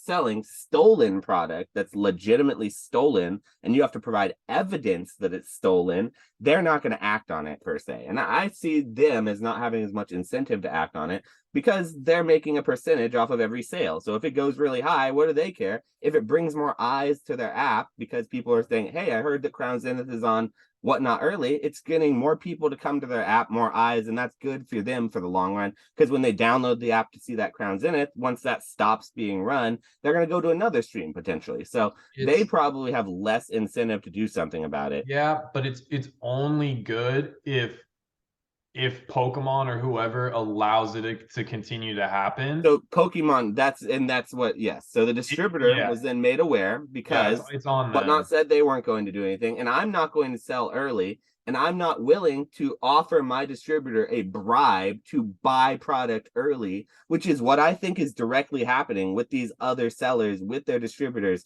I don't want to make any direct allocations without proof but it seems like either one of two things is happening. Products either falling off the side of a truck at a warehouse, and sellers are or like warehouse workers are selling this literal stolen product, then it is stolen product, or it's being sold before street date by powers that be who have it in distribution, and they're getting paid by these sellers under the table, what is essentially bribes, to get it early and then pay more to sell it early because they know they'll get more for it. And this has been a thing that's happened every single time. So it just, my distributor knows, he knows, his Pokemon rep now knows, I know the area code of the one seller who is selling said product for Crown Zenith early. The product for Celebrations, that's far and away, that's too far gone at this point. But there's direct paper trail evidence of the product, where it was being come from. People on Facebook groups are then going on Facebook groups that I'm a part of, and they were literally posting screenshots of their pulls from these streams saying, look what this streamer pulled for me on Whatnot, and saying with timestamps. These are paper trails that exist on the internet that are very hard to get away from when presented. And so I presented this to my distributor. I said, hey man, just so you know, this is happening. I don't want to make direct allegations without really knowing this is happening. But here's what I've seen, and it's directly affecting me as a business who legitimately sells product and adheres to street date. And so I don't know if Pokemon wants to see that happening either. And I don't think it's a good look for my platform. And so if the platform is not going to do anything about it, and if and I don't know where else to go. That's a bad stance to take, in my opinion. By and again, I'm sure Whatnot's like multi-billion-dollar company, so who am I? But in my opinion, that is a bad stance to take, because if you say we don't care and we're gonna sell early stuff, you don't want that you're potentially bottlenecking yourself. You could have just ruined a potential future direct relationship with Pokemon. That's a bad look. That's bad not for everything. Yeah, it's bad for other sellers. It's bad for business. It's bad for the customers. Yeah, dude, it is. And I hope that, like I said, that distributors, Pokemon's lawyers, whoever, I hope that somebody, because again, it's well, if no one does anything, then unfortunately it is going to keep on happening. But yeah, you would just think if Whatnot's oh, well, we're not going to do as soon as Pokemon, they're you better stop. Then it's oof, you know what I mean? I've directly now at this point, because of other people on the platform reaching out to me, and because of the stink that I've essentially made for it. And I hope I don't get flack for it from Whatnot. I've been very respectable in the Discord, and I've been in direct contact with the main developers and everything, and also the trust and safety. And I think I've been very cordial about everything, but I made my case very clear in that my stance on this subject, and Pokemon has been let known. They have been they've been made aware, and if they're going to do something about it, that's now completely on them. I sleep a little bit better after having the discussion with my distributor and talking to him to say, hey man, this is happening. He also wasn't happy about it. He was in disbelief. I pulled up my app and showed him no, right now. I showed him the stream. He was sitting there how is this so loud? And I was well, it's the platform, and it's not their play. And he understood that aspect. But he said, okay, well, let me know, the information you have, and I will deliver that along to Pokemon because I don't think that they would want that to happen. He's very strict with me about when I release my product. Every time I sell the Monday before it comes out, that's when I start taking money from people.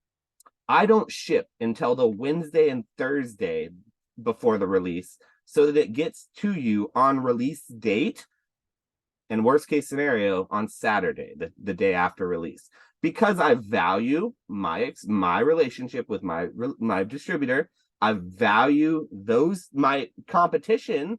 I value my potential other LGS and other small online retailers, and I value my reputation among my competition.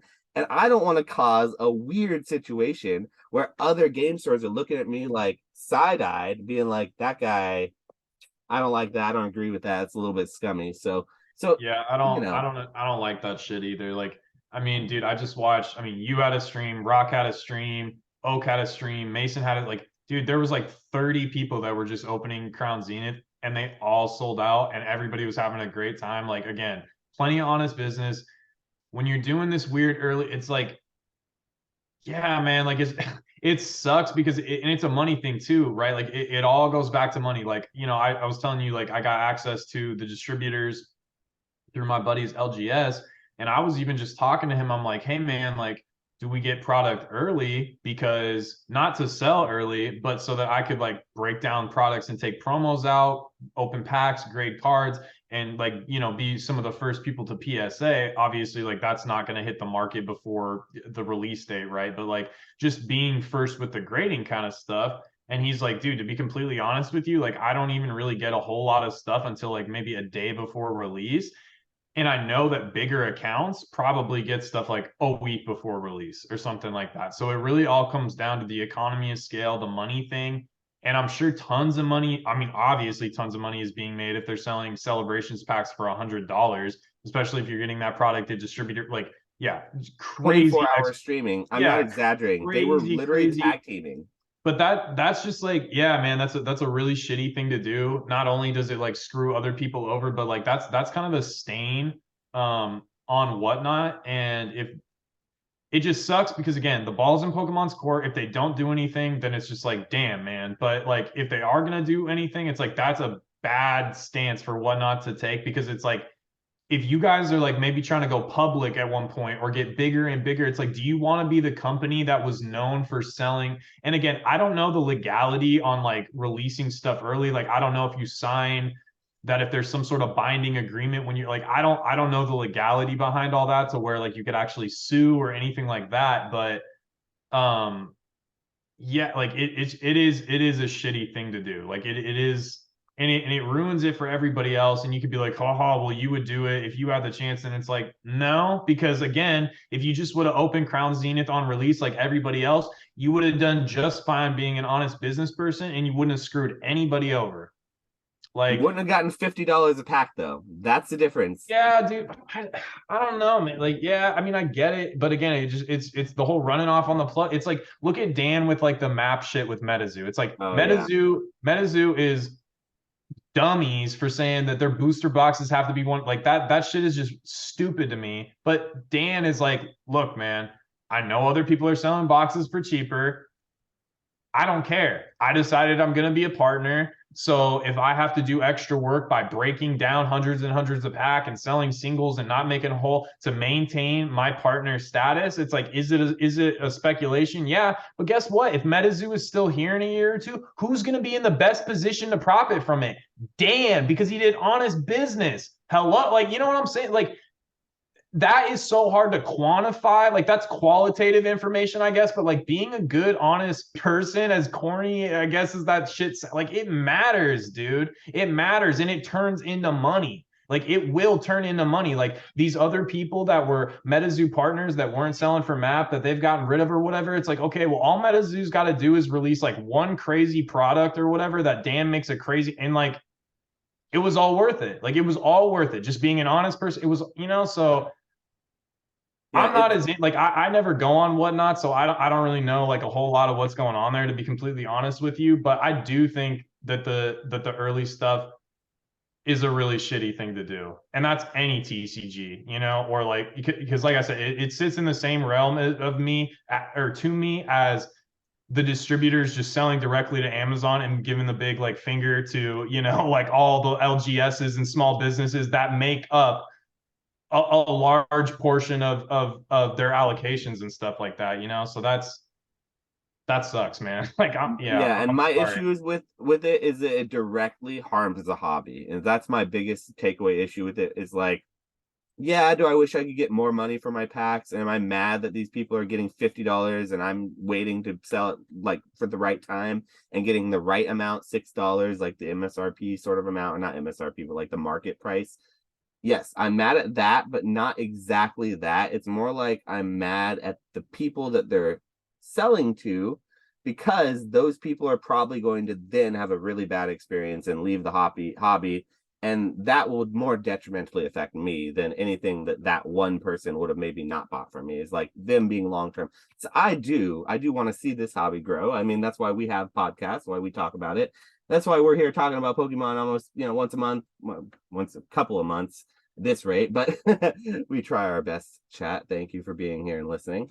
But yeah, it's one of those things that whenever I see things that irk me about the hobby that I feel like specifically hurt the hobby or make people possibly leave the hobby because of it, I directly go in on those things. And especially when it's on a platform that I sell on, which Whatnot's my main platform. Like I said, I don't personally like to use eBay for slabs for buy it now, because most of them, unless it's something really niche, I'm going to be competing directly against some people who just have way more inventory than me. And so, I typically just sell on different avenues and platforms. So that's been my general rule of thumb. I think too, like even with the graded cards, man, it's like I don't I don't think any of this stuff is like an investment or whatever. And Dan talks about like, oh, I bought the EVs and the Pikachus and was selling them to people for these crazy prices, and but at the same time I was telling him like, hey man, I'm selling this to you and stuff like that. So it's like you have to understand, like when you're pack opening or anything like that, or when you're buying a card, like it is a discretionary purchase. So like there has to be this kind of underlying, okay, everybody's okay that not everybody is going to win here financially, right? Like you might win emotionally, you might have a good time and hang out. It's like, but if you open an ETB or something and five different people buy into the ETB, it's like maybe only one or two people get really nice hits. That's okay. That's okay. And that happens sometimes. You know what I mean? But again, it's just like being an honest business, building a community like you have to where like people can come get the stuff, like deal with on it. Like that's value. The fact that like people can go there and not have to worry about stuff, like that's valuable. And it might not be valuable to the people that are super savvy and only collect like super niche WotC PSA 10s or whatever. But it's like for the average person that's trying to come here and have a good time and like you said, like grow the hobby, it's like that is valuable. And that ground floor, it's like it's being on stage versus being on the crowd, like or being in the crowd. And like you are like in the crowd, you're with people, you're like bringing people in. When you're up on stage and you're just talking down to everybody, it's like that's not doing anything for people. And it's like, sure, you might look good for a second, or you might make more money than the people down in the crowd in the time, but it's like, what does that do for the show or the concert or whatever, right? Like you are bringing people in, and this person up here is just talking down to them or scamming them or getting one over or whatever. And yeah, like if that's the kind of experience that people have when they come into this, they are going to leave. And that sucks because there's so much fun to be had, so many friends you can make, and such great experiences you can have, that it does suck that that is a lot of people's interaction with it, is coming in and just getting like completely ripped off or scammed or taken advantage of in any form or fashion like that. That sucks. And when I'm having a good time or whatever, and like I go to a show, I get to see you guys again here at a Collecticon, and I'm having fun and I'm sitting there, it's like, man, like I hope everybody else is experiencing this. Like I hope everybody else is having as much fun as like my friends and I are. Yeah, sorry for that rant, but I don't know. I was just kind of thinking about that. That's what this podcast is all about. It was built on rants. And so rants are literally the foundation of the cardboard hands. So we're always here for rants. As far as like other topics to talk about and everything, I think we pretty much went through my list. We even went through the early release thing, which was something I was not planning to talk about. I was going to save that one for the next set, Scarlet and Violet, which will inevitably be getting released early on Whatnot and probably other platforms. Cross my fingers, please, Whatnot, if you're watching this, maybe some of you guys, because I've been on the platform since the literal beginning, actually watch my podcast. And you know that I've always been a huge advocate for you. I love the platform. All of the new infrastructure they add, just the other day, they added the ability to raid other streams, which is something that's been around for Twitch for a while that I never realized that I wanted. But until I got raided by another streamer and like I had like 10 or 15 people in my stream and then like 20 people jumped in, I was like, holy crap. And it's like such a good feeling and it builds community. And it was something that I didn't even know that we wanted. And they added this ability to like assign hits to like when someone pulls something really good on your stream in a purchase, you can tag it so that when people look at the purchases on the stream, you can see that picture of that card. Like, so instead of people coming into your stream and saying, hey, what's been hit already, you can just look into the solds and see, oh, this was hit during that stream if you're actually doing it. So they keep adding new things, and without us even asking about it and improving the platform time and time again, they now, as of just about a week ago, you can go on to Whatnot and they actually have released all of the records from your last 20 shows.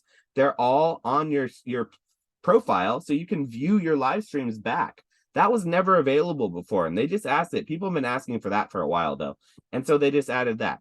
That's why it irks me when they don't want to do things against like early selling on the platform that legitimately I think hurts the legitimate platform, because I'm sure that the money they're going to have to spend, that the Pokemon lawyers are going to come after them for, and the litigation costs they may have to defend or counter litigate with, would probably have been better spent on new and updated apps for the actual app to make the app better, because they do that. They do it more than any other app that I've ever been a part of. Like they're one of the best like buying and selling platforms that I've ever sold for, just from the ease of the customer service, like the buyer customer service and the seller customer service. I never deal with returns, because whenever something is an issue with USPS, Whatnot, actually, the 10-12% fee that I pay them, that is due because they deal with customer service for us. So I can only, if I don't want to deal with a customer, I can just refer them to Whatnot customer service and they take care of it. I've never had any bad experiences, and everyone's always said they've had a great experience with them. You know, they get refunded if anything's lost in the mail and they take care of it. And, you know, it's overall an overwhelmingly good experience. So like, I personally am a big advocate for the app. So if anyone's listening from Whatnot, I hope you didn't just hear me being critical about that one thing and just blind out to everything else, because I legitimately do think it's a great platform to bring people in, a social and a buying platform in one. Very innovative, very unique. It's positioned for a very good place. But there are things that I think need to be handled on it, and that's why I'm critical about it. It comes from a place of love, you know. I want to see it succeed, which is why, Yeah. you know. Yeah, I mean, I think that's completely fair. It's like, it's one thing if you don't even care about it and then you're just talking crap or whatever, but like you actually like, you're like, yo, this affects me, this affects my business, this affects my friends and their businesses. Like, I want this to be fixed. It's the same thing. Like, I just made a video like ranting about BGS, but it's like, I like BGS. Like, I want them to be successful. I'm just frustrated, you know, and Don't say that. I'm about to send another order to BGS now. yeah, so I totally get where you're coming from, man. And I would hope that at some point, like they're gonna do the right thing. It does, like it kind of reminds me too, you know, like there was a whole group of people, I guess you could say, like when you could go, if you hit Walmart and you got lucky and Pokemon product was on the shelf and you could buy like Shining Fates for $49.99 and then instantly go on like OfferUp or whatever and sell to somebody locally for like $90 cash.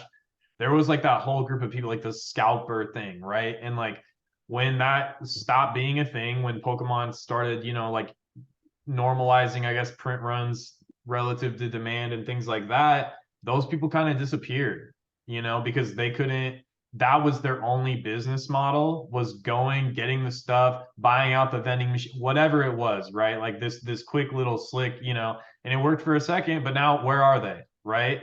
the people Flipping that built, sneakers again. They're back to flipping yeah, like sneakers. the people that built like legitimate businesses now are like super successful. Like look where Z's at compared to like where he was at. I mean, he was still killing it in the boom, but I'm saying like look where his business at's now, right? And like I kind of hope it's the same way with Whatnot. Like I understand that Whatnot is making good money off these big streamers, especially when they're selling items for exorbitant prices. I totally get that. But I would just hope that they would like look at it on a bigger picture and realize like, yeah, like we're making money in the short term, but this is wrong and this will come to bite us in the ass in the future, you know? So again, I'm not running the company or what. It's just, yeah, it's just, and it's like you're giving people more ammo too. You're right, like to Yeah, say, and it's like a bad look. That's what I just yeah, don't to think you say, want people to go to your app for the early release, like illegitimately released product. I don't know. It just seems yeah, like dude, yeah, yeah. So I totally feel you, man. But again, I'm hoping that though that will be sort of a scalper situation. It's like, well, that was your only business model was being able to get the stuff hella early, sell it for ridiculous prices that you had no business selling it for, and print when if that disappears, if that doesn't become an option, like I'm sure those bad actors or a certain percentage of those bad actors are going to be out of here, you know, and like that it sucks in the interim because it's like you have to deal with it and maybe other people get hurt or lose out on their businesses and things like that, and that totally sucks. But similar to the scalper thing, man, like when that play disappears, if that's your only play, like and you're still going to be around hopefully if you know all this stuff gets resolved and worked out. So I don't know, silver lining, I guess. Like, yeah, I mean, yeah, and that I know it that's what doesn't I make you always feel tell any better myself. now, but you Yeah, know, yeah. All around these releases, I always that's what it comes back to is like I just always tell myself like, yeah, what is it? Am I going to compromise my morals because this one person does? No, the answer is always no. Do I have to sit here and watch it happen and be angry about it? The answer is always yes. And so I end up usually speaking out about it on my platforms because I happen to have platforms. I'm sure if I didn't have a platform, I would just be sitting here seething in my chair, about it. So lucky for me, I can sit here and make a captive audience listen for 3 hours about me complaining about this crap. Which, by the way, if you guys are still listening, we greatly appreciate you. Hit that like button, hit that subscribe button.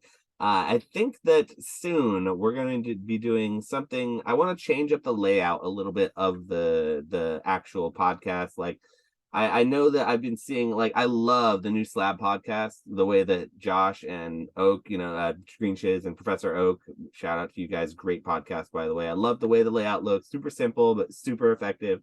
And so it got me thinking about our layout, and we'll be probably changing up things here in the near future. But if you made it this far, man, thank you so much, guys. You guys are some absolute legends. And so thanks again. But I don't know. I feel like we've pretty much talked about a lot of good topics so far, things that I need to get off my chest, but I know there may be a couple more little things here, but I also know that both you and I have some things that today we need to do. But did you want to maybe leave off on any last thoughts, maybe, or kind of go circle back to anything that you want to finish with or anything like that before we kind of finish up? I mean, yeah, that's so I would just say like a lot of people have only been here for myself included. Like I've only really been back in the hobby for like 2 or 3 years. And I think like when you've only been here for like a small period of time, it's easy for like the day to day to really kind of affect you. And I would just say whether you're a collector, investor, business, whatever, try to trust your instincts and try to think in a more like broad long-term thing and not let people's like day-to-day little takes on stuff. Again, if something's working for you and someone else craps on it, it doesn't matter. It's not for them, it works for you. But try not to get so caught up in like the little data. Oh, maybe there's this, maybe there's that. It's like you're engaged, you're watching these 3-4 hour conversations, you know the market, you know the trends, you know what people are into. Be smart, don't overspend, be a good person. I guess that's all I gotta say. Keep crushing those modern Japanese promos. Yeah, keep doing that too, I guess. But yeah, man, like you got time, folks. You really do. Like you got time. Like it seems like everything, flies so quick in the hobby. Like time flies when you're having fun or whatever. But it's like man, if you're really gonna be here for like a long time, and you want to make this like a long-term part of your life or whatever, like figure out how that's gonna be sustainable for you. And yeah, trust yourself a little bit, and be smart about about your spending, and don't get so caught up in everybody's little opinion and take or whatever, so. I mean, look at it this way. We have a moderately successful podcast talking about Pokemon cards. So at the very least, there's some fun to be had, I think. And I had a lot of fun with this conversation. That being said, everyone, I hope you guys had fun with this conversation too. And I hope you found some enjoyment and maybe some benefit after listening to us rant and rave about the market and whatever else we talked about. But until the next time, guys, leave a comment down below if there's anything you want us to talk about in the next or the next podcast, or maybe something that you want us to touch a little bit more on that you thought was interesting, that you wanted more fleshed out, or just anything below. Say what's up. But thanks for watching, and we'll see you Smash the guys like. on the next Smash one. the like. Yes, Smash and hit the like button. There you go. Hit the like. Yes. All right. Thanks again, guys.